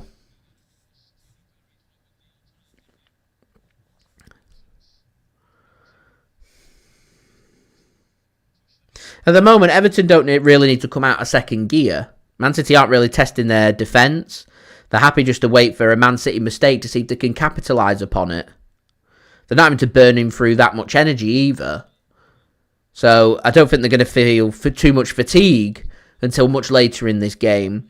City aren't forcing the issue. This is the problem. City are not forcing the issue. They're hoping rather than forcing. That's a much better ball forward. Ball goes in. Header! Finally! Finally! Some end product from Man City. And it had to be Erling Haaland that's going to give Man City that end product. He hits the crossbar in the first half. There was no other opportunities for Haaland in that first half. There were no other opportunities for Man City in the second half. And then it comes about Erling Haaland just before the hour mark. Towering header. Heads it down underneath the keeper. Whew! 1-0 Man City lead. Onside as well. Who's that playing the ball in? That's a cracking header. I think it's Tijjani Reijnders. Just floats the ball into Haaland. He heads it down. I think Pickford might get a boot onto it. Sorry, it's Nico O'Reilly, not Tijjani Reijnders. Good assist that for Nico O'Reilly. He needs them England starts. He needs them England minutes. Get him his cap. Cracking ball from O'Reilly. A good header down into the ground from Haaland. I've come to expect no less from an informed striker like Erling Haaland. And, I tipped Erling Haaland to get a brace. He's got one. Question is, can he get two? Haaland's dad, Alfie, in the stands, looking very happy in the Haaland box. And City lead by 1-0. Boom. That's what we're talking about. So Man City are going to be making a change now. Jeremy Doku is going to come off. And interestingly, Oscar Bobb is going to come on. We're also going to see Tijjani Reijnders now come off. And it's going to be Bernardo Silva that comes on for Man City now. So guys, don't forget, leave a thumbs up. Now 47 likes away from 100. Any help towards that would be great. Do subscribe. And do go check out today's video sponsor, SofaScore. Links and details there in the description.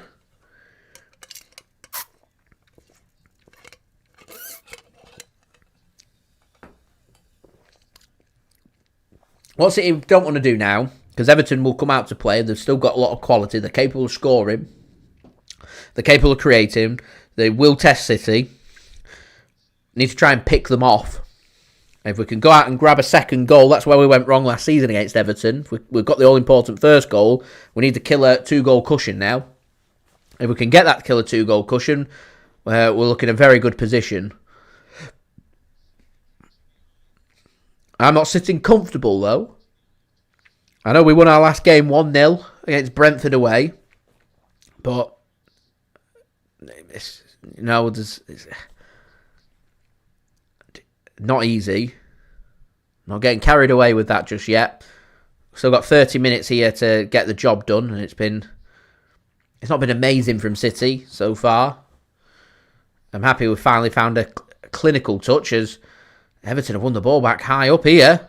And it's a poor pass for Beto. He's forced away from goal. He's got to play a pass backwards. He's forced away from goal. Don't allow the ball to come in. And City, get it clear. Block comes in and, oh my word, wrong-footed Donnarumma, but it's gone wide, thankfully. Corner. Garner it was with the effort. City, 6s and 7s there. Everton asking for a handball. Referee says no handball. Corner. Let's have a look at this.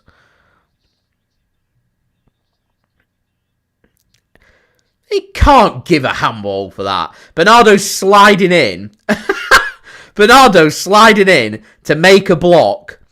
And to hold his balance, he's got to put his arm behind him to slide in. And the ball hits his arm as he's sliding in as his hand's on the ground. Check's complete, obviously. Thankfully, there's some common sense. I'll tell you what, Champions League, I bet a penalty gets given for that. Premier League, thankfully not. Just a corner. Corner comes in. Oh, that's a good corner, and it's well defended from City. A real good corner that from Everton, looking for the near post. Donnarumma, I think, managed to get a hand onto it, and City got a foot onto it and got it clear. I think that's gone out of play. That'll be a throw-in for Man City. Right, take your time. Take your time.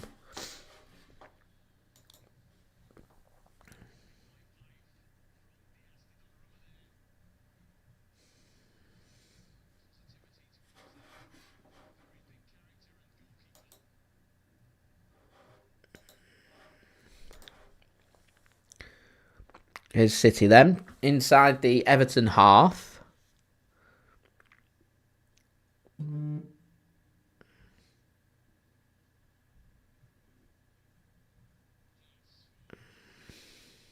Here's Oscar Bobb. Ooh. Foden puts the ball to the left-hand side. Savinho to Haaland. Oh! There it is. It's Erling Haaland with a brace. I said Erling Haaland was getting a brace today. And there is the brace from Erling Haaland. As an assist for Savinho. We're happy with the assist for Savinho. So a good finish from Erling Haaland as well on his left foot. I think Jordan Pickford, I don't think he's going to be very happy with that. I think it's going to be one of them that I don't think he'll want to see again. Certainly wasn't a shot that was in the corner, and I think Jordan Pickford would feel like he could maybe have done a little more. I think Savinho's onside there. I just want to see that one again. Haaland just goes low. I think he's blind, isn't he? I think it's Tarkowski that's in his way, so he doesn't see it till late, so he can't make the save. I'll forgive Jordan Pickford for that. He can't see it till late. Yeah, he can't see it till late because he's expecting Tarkowski to make the block. So, there you go. Haaland makes it 2. I'm just waiting to make sure Savinho's onside in the build-up. And we'll get the score changed up. And, that's the killer 2-goal cushion that we've been looking for. And it had to be Erling Haaland just continuing his fine form for Manchester City. There we go. Confirmed goal. And Erling Haaland makes it City 2, Everton 0. Much better. Much, much better from Manchester City. I think, everyone feels much better now that it's 2-0 and you've got that 2-goal cushion as Haaland burst forward from a pass from Oscar Bobb looking for his hat-trick. But Jordan Pickford reads that one well. And Everton now got no choice but to come forward and try and open this game up. Kevin says, more content now. Happy Bobb's getting some minutes. But did Doku deserve to go off in and not Savinho? So, to give Savinho credit, he just got an assist. And sometimes that's the job of the wingers. Your job's just find the striker. You put the opportunity forward.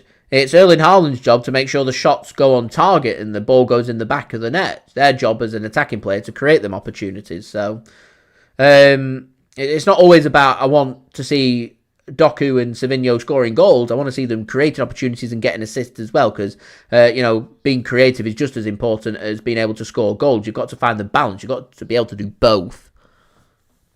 As a ball comes forward there, and good defending in the end. Under pressure there from, I think that was that Savinho again. Savinho starting to be a bit of a nuisance. Maybe he's getting a bit of confidence now that he's got that assist. He feels good. Erling Haaland is a sensational striker, absolutely sensational striker.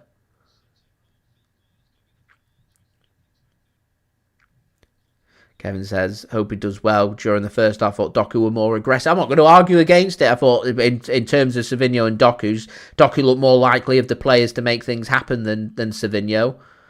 If it was up to me, Savinho would have been the player that would have gone off for Doku, but I can see why City have taken Doku off and moved Savinho across. And I'll give Savinho credit. He's just got an assist. So credit where credit's due.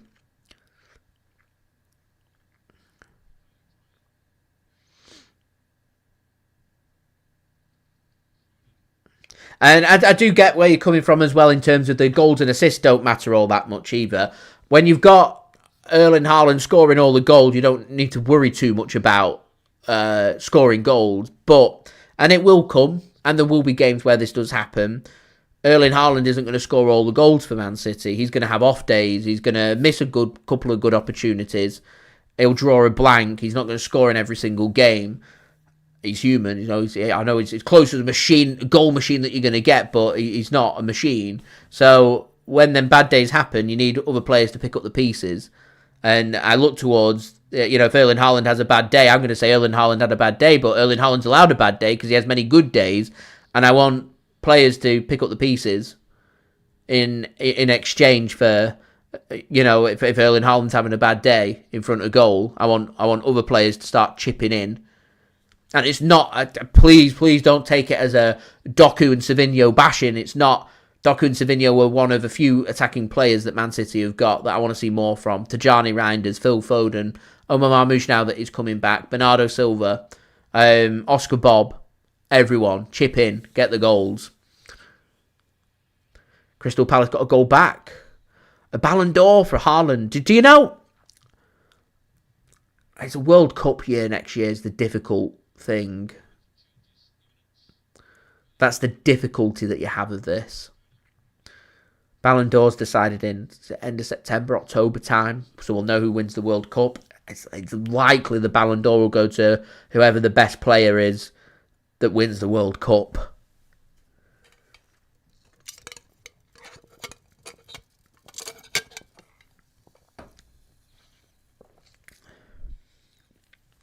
I've got a feeling that it's going to go to...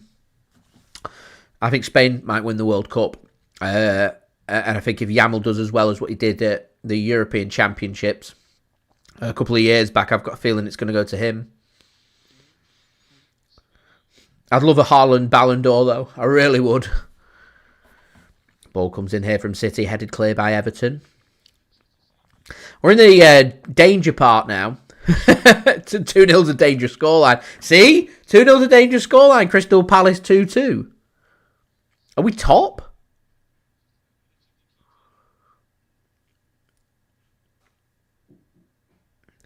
Dave says, just back from the local shop, getting giant blonde the giant blonde Yorkshireman, 2 goals, let me guess, 2 far post headers. One was a header, floated towards the centre of goal and headed down. The other was from his feet, so... Man City now up to second in the live league table. Are we 1 goal away from first? As Foden has a shot. Or is who's first at the minute? What's the live Premier League table looking like? Yeah, Bournemouth are top at the minute. Is Bournemouth not 2-2?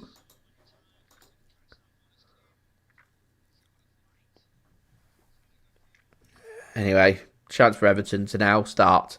Throwing a couple of subs on. At the moment, we are over Arsenal because Bournemouth are winning. They're top of the Premier League. Bournemouth fans in dreamland. Got up to Bournemouth coming up, actually, in a couple of weeks. Let's see. Connor says Bournemouth 2, Crystal Palace 2. I'll just wait for the live Premier League table to update itself then. As my stream stops working. Typical. Kevin, yeah, spot on. England always do the same. They get carried away with things and the unnecessary pressure gets put on the team. I actually think that's why we did, in terms of our international tournaments, did really well under Gareth Southgate, because I think it's just like expectations were really low. Nobody really expected anything from England, and England then turned up and surprised everyone at the 2018 World Cup and got to the semi-final. And they just carried the confidence forward to Euro 2020, which happened in 2021. We didn't have a very good World Cup campaign in 2022 in Qatar. Had a good European Championship campaign again in 2024. Got the European Championship coming on home turf in 2028. So a big one coming up now for the World Cup in 2026. North America. Climates are very different. It won't be very easy for England. I feel like the climates would suit more of the southern Mediterranean team, so I'd be looking towards Spain. France, maybe. I'd have thought Brazil, Argentina would be right up there. I'd be surprised if I saw England go really far in the upcoming World Cup, if I'm honest. I don't see it. I like to say that I do, but I don't.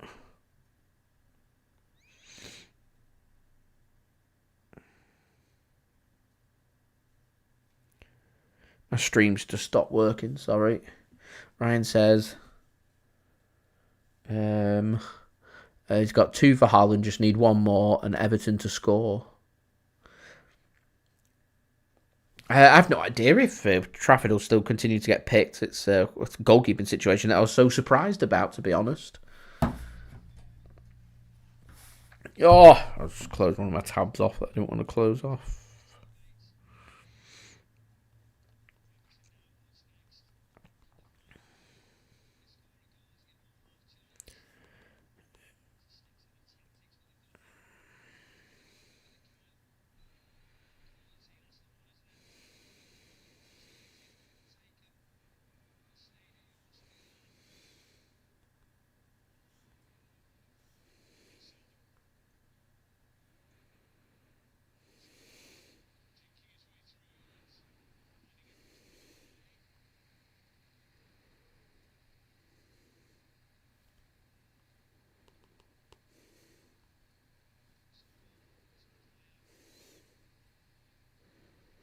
Right, got that sorted. Right, I think City have got a corner, sorry. Just getting that sorted. I hope your bet comes in, Ryan, I really do. Right, 18 minutes then. Don't forget, leave a thumbs up on today's stream. That would be much appreciated, guys. Connor just works out to the edge of the penalty area. We're now 44 likes away from 100, so any help towards that would be great. Do subscribe and do go and check out today's video sponsor, which will be brought to you, which has been brought to you, sorry, by SofaScore. Yeah, the goalkeeper situation was dead unusual. We obviously brought James Trafford in from Burnley, spent, what was it, like £30 million bringing him in. There were question marks over Ederson, and I thought perfect opportunity. James Trafford got a few starts with City at the start of the season, and there was the odd mistakes here and there, but he didn't look bad. And naturally, with more game time and more starts, he's going to go from strength to strength. He's gone from playing every game with Burnley, done the Premier League down to the Championship, back to the Premier League, and these lack of minutes, I think, is going to have a big impact on him. So I think it's just something that James Trafford needs to think about. City obviously brought in Gianluigi Donnarumma, world-class goalkeeper, experienced winner, Italy's #1. And James Trafford's probably going to struggle now for game time. So I wouldn't be surprised in the next, maybe not, in the next 12 months, but I wouldn't be surprised certainly in the next 2 years to see James Trafford maybe just contemplate that. And by the time he starts to get to his prime, 25, 26 years old, he'll want to be a #1 goalkeeper somewhere. But it's always a situation that we've found ourselves in with goalkeepers.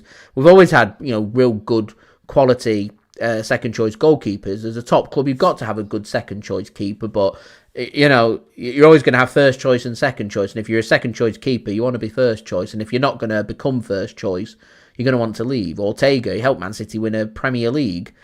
How important was he in that save against Spurs for Man City to win the Premier League? So important. Before him, Zach Steffen, obviously had them errors in the FA Cup semi-final against Liverpool, but before that, for me, always looked like a good quality goalkeeper.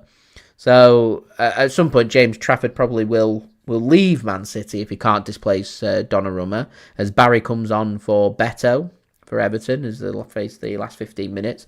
So it'd be interesting to see what City look towards in terms of our goalkeepers, because I presume City will want to have a good look at their academy. It's a great way of saving some money. I've never really seen the point of third choice goalkeepers. For me, I'd always just look at the academy and give a fantastic opportunity to whoever is in the academy.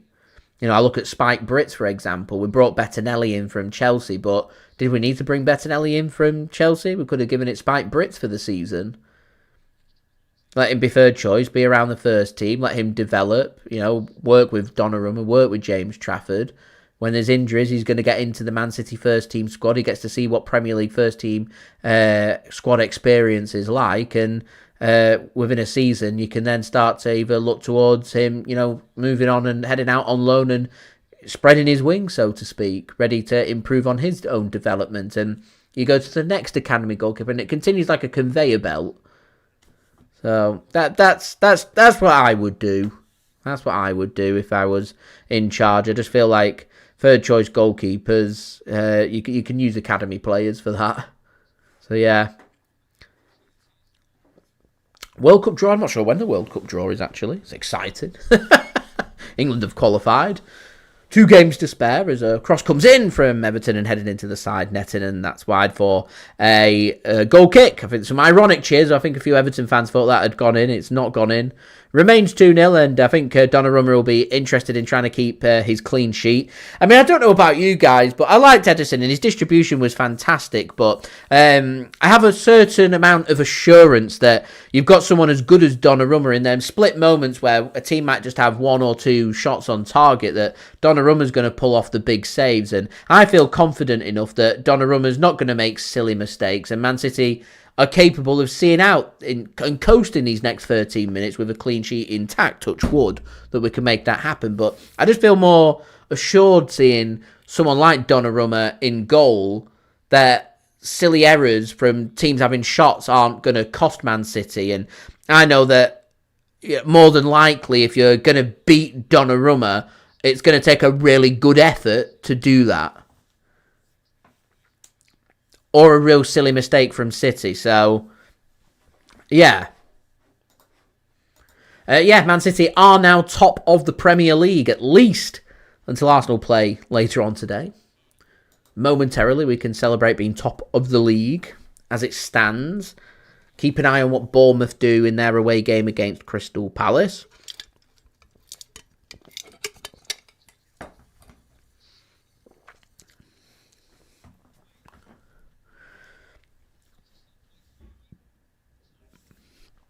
City haven't played at their best today, and, you know, everyone says it about Liverpool all the time.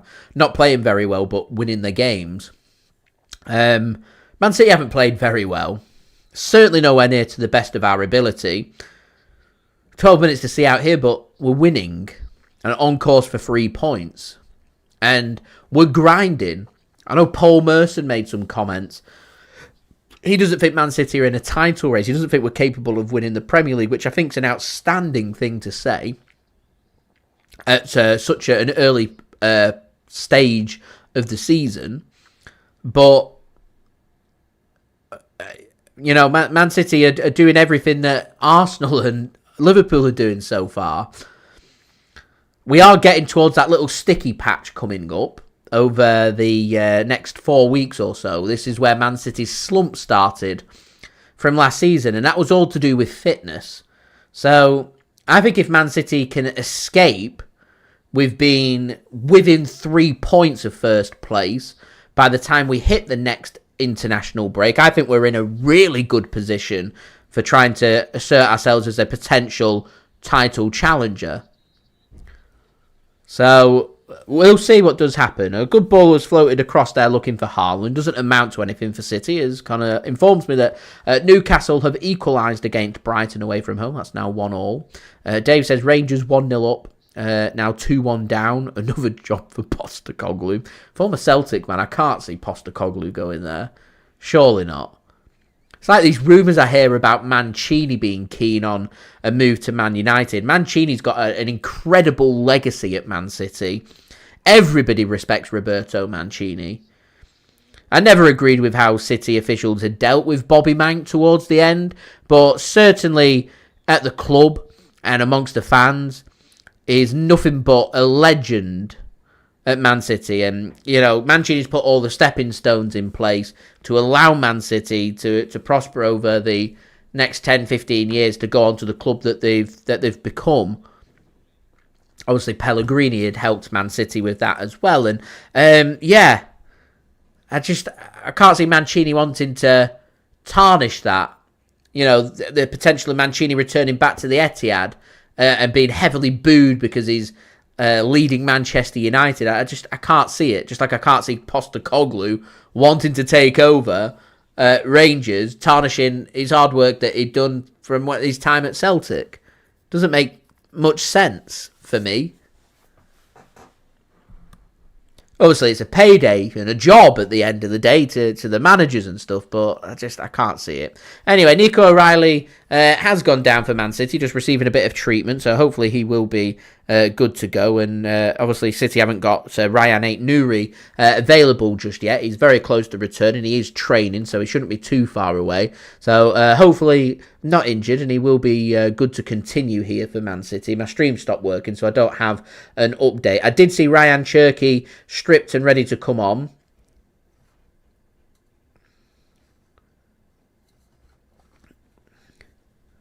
So we'll see if City do follow that up. Would it be Gvardiol, maybe, that comes on? Yeah, Rico Lewis, maybe. My stream still stopped working. What was Postecoglou sacked at the stage? I can imagine Nottingham Forest owner doing like almost like a, what is it, like apprentice? You know, Alan Sugar, just like a live apprentice, just like sitting down, put his desk on the pitch, all the fans in the stadium. Postecoglou gets comes in and you know, Forest owner mics himself up and goes, "You're fired." To continue just to make themselves a bit of a joke. Andy, man, thank you very much for tuning in. It's great to see Haaland being Haaland and scoring the goals. My stream's not working, guys, so I'm still none the wiser about what's going on, so I'm relying on you guys to keep me informed if I'm missing anything, any substitutions made, any cards, goals, drama, anything. At the moment, I've no idea what's going on. Stream stopped working. There's not much I can do until it refreshes through and I can watch either another stream or this. I can imagine Sean Dyche just going real back to basics for Forest. You know, set them up defensively, make them difficult to beat, tighten things up a bit, like Nuno Espirito Santo did. Don't really get why they got rid of him. Again, look at Forest's owner. Look at the handling with Morgan Gibbs-White. Put him on a new contract. It's like he's been held at gunpoint. It's weird. They'll do the same with Elliot Anderson, by the way.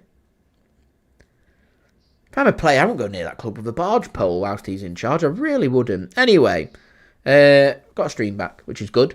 Mine, thank you very much, says Kovacic, Rico Lewis and Cherki have come on. Who's gone off? I presume Nico O'Reilly's gone off as a precaution. Hopefully he's okay.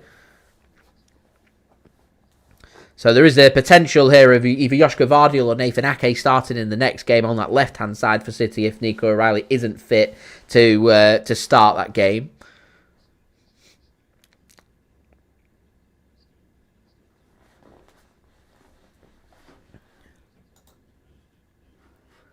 So don't forget, guys, do leave a thumbs up, do subscribe, and do go check out today's video sponsor, which is brought to you by SofaScore. We're now 43 likes away from 100, so any help towards that would be great.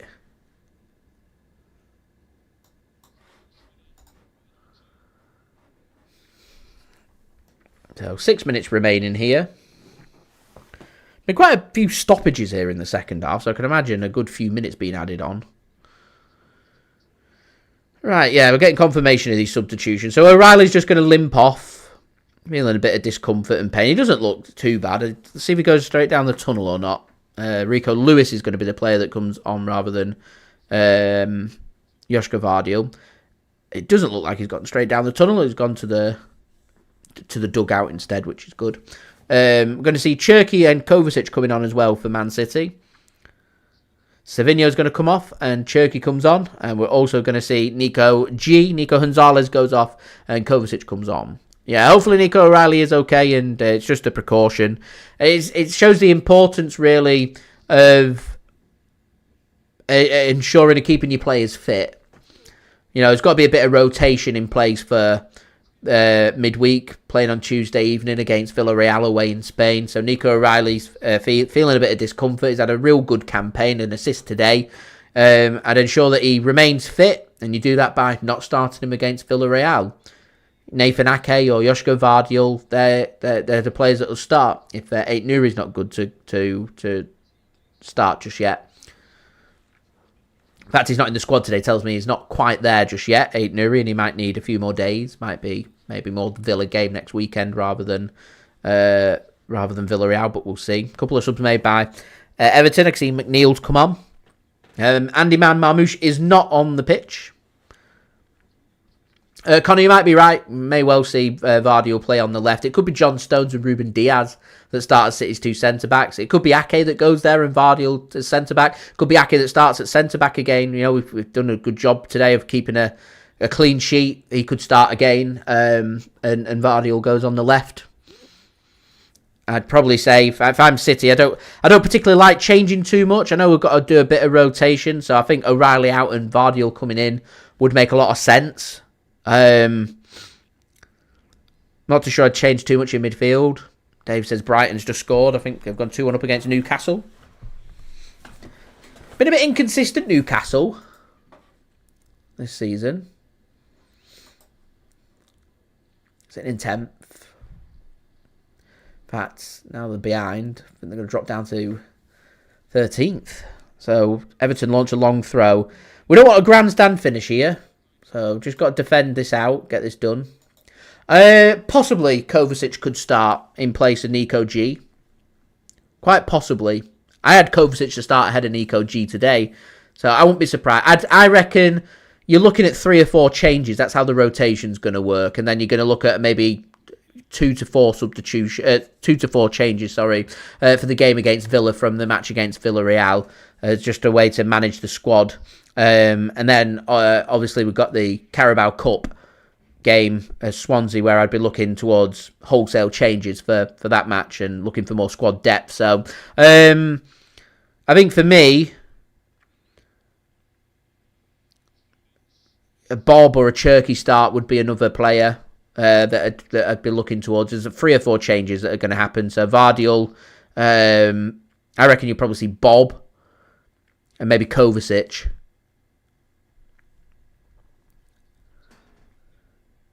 Mind reckons Donnarumma starting in goal, I presume. Reckons Nunes on the right, Gvardiol on the left, Diaz and Ake as the centre-backs. I think I agree with that.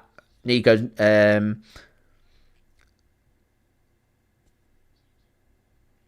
Okay, going John Stones, Nico G and Phil Foden. Cherki one side, Doku on the other. Bournemouth have scored again. So Bournemouth now going top. We're not going top. Bournemouth are going top again. There's not much we can do about that. They've got a point more than us. Because we've lost 2 games, they've lost 1. That's just not a good result for Palace.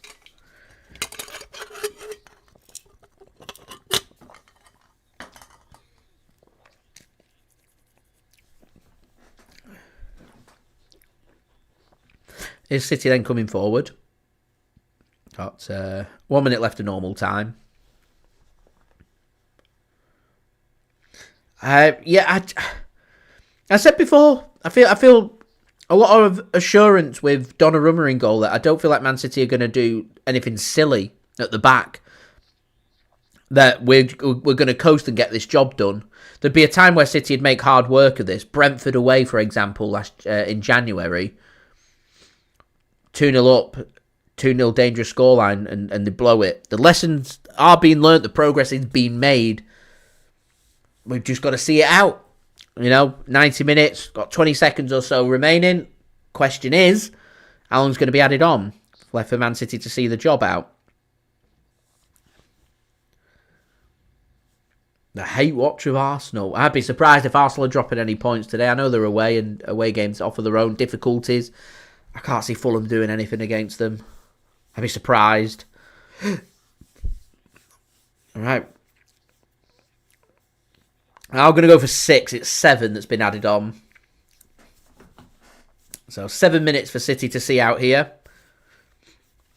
I think it's just a case here that City can get through the next 3 or 4 minutes, coast it out, and I think Everton's hope goes as Haaland and Cherki combine. Cherki wants a free kick. Referee lets it go. I didn't think there was enough in that for a free kick for me.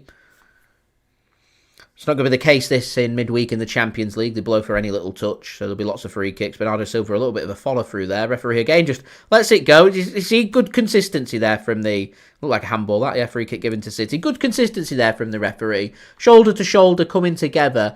Premier League and football, it's a competitive sport. There's going to be a bit of aggression shown. There's going to be the odd challenges made here and there, and you know you've got to let the game flow. And Man City, I don't think we've improved from the game flow being allowed to go, but it does.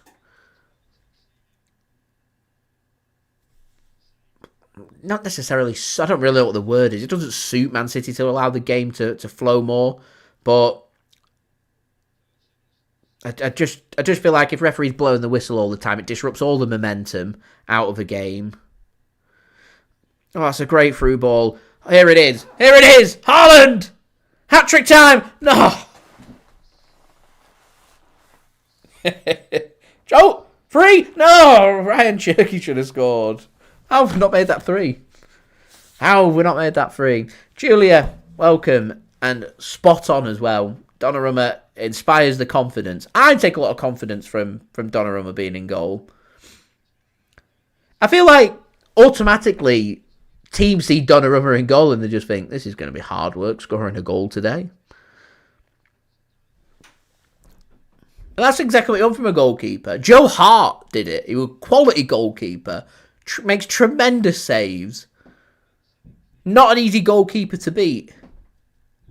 That's what you want from a goalkeeper. Goalkeepers that make the saves in the big moments. That was a big chance that for City. That should have been... We've not been clinical. Everton could have scored a couple of goals today. City could have scored 4 or 5 as another header comes in from the corner. And I think City have been a bit unlucky on the set pieces today. Jack does look very happy in his box. Nice and cosy in there. Hey, Kovacic... Who's that? He's got his hands around Kovacic's neck. My man of the match. He's got to be Haaland. He's got a brace. I said he was getting a brace. He's got a brace. Got to be Haaland. My man of the match. Definitely. So for him. Not a win yet. Nearly there. Not a win yet, but we're nearly there. So guys, don't forget, leave a thumbs up. That would be much appreciated. Aiming for 100 likes. Any help towards that would be great. Do subscribe. Live stream again on Tuesday evening. Champions League, Villarreal. Looking forward to it. So stay tuned for that one. Another live watch along. And do go and check out today's video sponsor. So for score links and details, they are in the description. We're now just 42 likes away from 100. So any help towards that would be great. Right. We've managed to see out. Oh, Haaland rounds the keeper. He's dragged it wide. And he dinks it to the back post. And he's put too much on it. And that will be a goal kick. The hat-trick's not happening. He wants it. I'd bring Omar Marmoush on now. Wind up Erling Haaland. Keep him hungry. Ready for the Champions League game. And that Champions League game, by the way, is a very big game. 4 points we've picked up from 2 games. Not a bad return. Disappointed we didn't beat Monaco. I felt like we should have. We didn't. That was a game that we, didn't put to bed and we should have. We could do with a win. 7 points from 3 games puts us in a good position in the Champions League with 2 difficult away games against Monaco and Villarreal done and dusted. So that's a big game. Lose that 4 points from 3 games. It's last 16 playoff kind of form from the first 3 games. Whereas if we can get 7 points from 3 games, it's the kind of form you're looking towards if you want to finish in the top 8. I'm well aware that we've got an away match against Real Madrid in December. So I just feel like we could do with accumulating the points now to take the pressure off us heading into that game. Because the last thing we want is City under pressure, needing to go to Madrid and win, needing to go to Norway in January, in the Arctic Circle. Is it in the Arctic Circle? It's near enough in the Arctic Circle. Got to win there and play at home final game as well against Galatasaray and got to win that as well. The difficult games. So if the opportunities are there now to get them points now and take that pressure off us. 2-0 Sunderland. Good win that for Sunderland. Does Haaland now? Surely now! How? How has he not got his hat-trick? Haaland again! Cleared. Anyway. The hat-trick's just not happening today for Haaland. He's going to have to settle for 2 rather than 3. 2 rather than 3. It's been a good game today. Enjoyed the game. Topsy-turvy kind of game. It's not been at our best. We've got the job done. Haaland man of the match. Haaland the difference with that clinical edge. All this game's needed is that clinical touch, and Haaland's helped provide that. And then Bump. Couple of missed opportunities at the end. There you go. Bodo is within the Arctic Circle. I know Tromsø at the top of Norway sits in the Arctic Circle. Just not sure how far down the Arctic Circle goes as to whether Bodo Glimt sits in that or not. It does. That's confirmed by Melody there. So, thank you very much for that piece of information. Crystal Palace have a penalty to send Man City top. Have they scored it? I've been informed that they've scored it, Crystal Palace. So Man City now going first. It means Arsenal must get a result away against Fulham to go top. And if we want to stay top, we're relying on Man United doing us a favour. So I think Liverpool dropping any points, tomorrow will keep us above Liverpool. We need Arsenal to lose today to keep us above Arsenal. Bournemouth already dropping points. I don't think anybody else can go over us. Oh no, Tottenham can. But it takes a big... Tottenham can if they win. So there's still a long way to go. Anyway, full-time whistle goes 2-0. Done and dusted. Bump. Done. Mateta hat-trick. Mateta doing well at Crystal Palace. Good striker, Mateta, to be fair. Right. That was... Oh, I'm happy. Thumbs up. See you Tuesday against Villarreal. Thank you very much for watching, guys. Much appreciated. Don't forget, leave a thumbs up. City, for now, top. What's not to like? Get your thoughts as well in the live chat or in the comments if you're watching this after the stream. Do subscribe as well if you're new around here. It is free to subscribe. Social media links are in the description too if you want to go and follow me on my X, Instagram and TikTok. Email also in the description too if you want to hit me up for any sponsorships for any videos or any general business inquiries. Connor, it was a great win. Thank you very much for tuning in, Julia. Seamus, see you on Tuesday and thank you for helping to moderate the chat as well. Seeing you doing a couple of bits just helping to sort out spoils. Saw that, Seamus. Good work. Thank you very much for that. It is much appreciated. You're more than welcome, Connor, as well. Kevin says, Cherki is amazing. You never know. He might get a start on Tuesday. See you soon. And Sufyan, welcome. Thank you for tuning in. Much appreciated. Melody, lived in Tromsø. Very nice. I've not been yet. I will get there, though. I will get there. So yeah, thank you very much to everybody for tuning in. And finally, do go and check out today's video sponsor, which is brought to you by SofaScore. SofaScore helping to keep these live streams for you guys. So I would appreciate any interaction towards them. SofaScore is a free app to download. They're going to keep you guys up to date with all the latest football scores from around the ground. They're going to keep you guys up to date with the latest match information, the latest statistics, the latest team news. All your good footballing needs, all in one place, all in one app. Not just limited to football scores and info. It's got you guys covered for all the sports that you want to go and follow. So do go and check it out. It's a free app to download, and it's very highly rated, so worthwhile checking out. And anyone that does check it out does help to support the future content created here on my channel. And a big thank you to SofaScore for sponsoring today's live stream.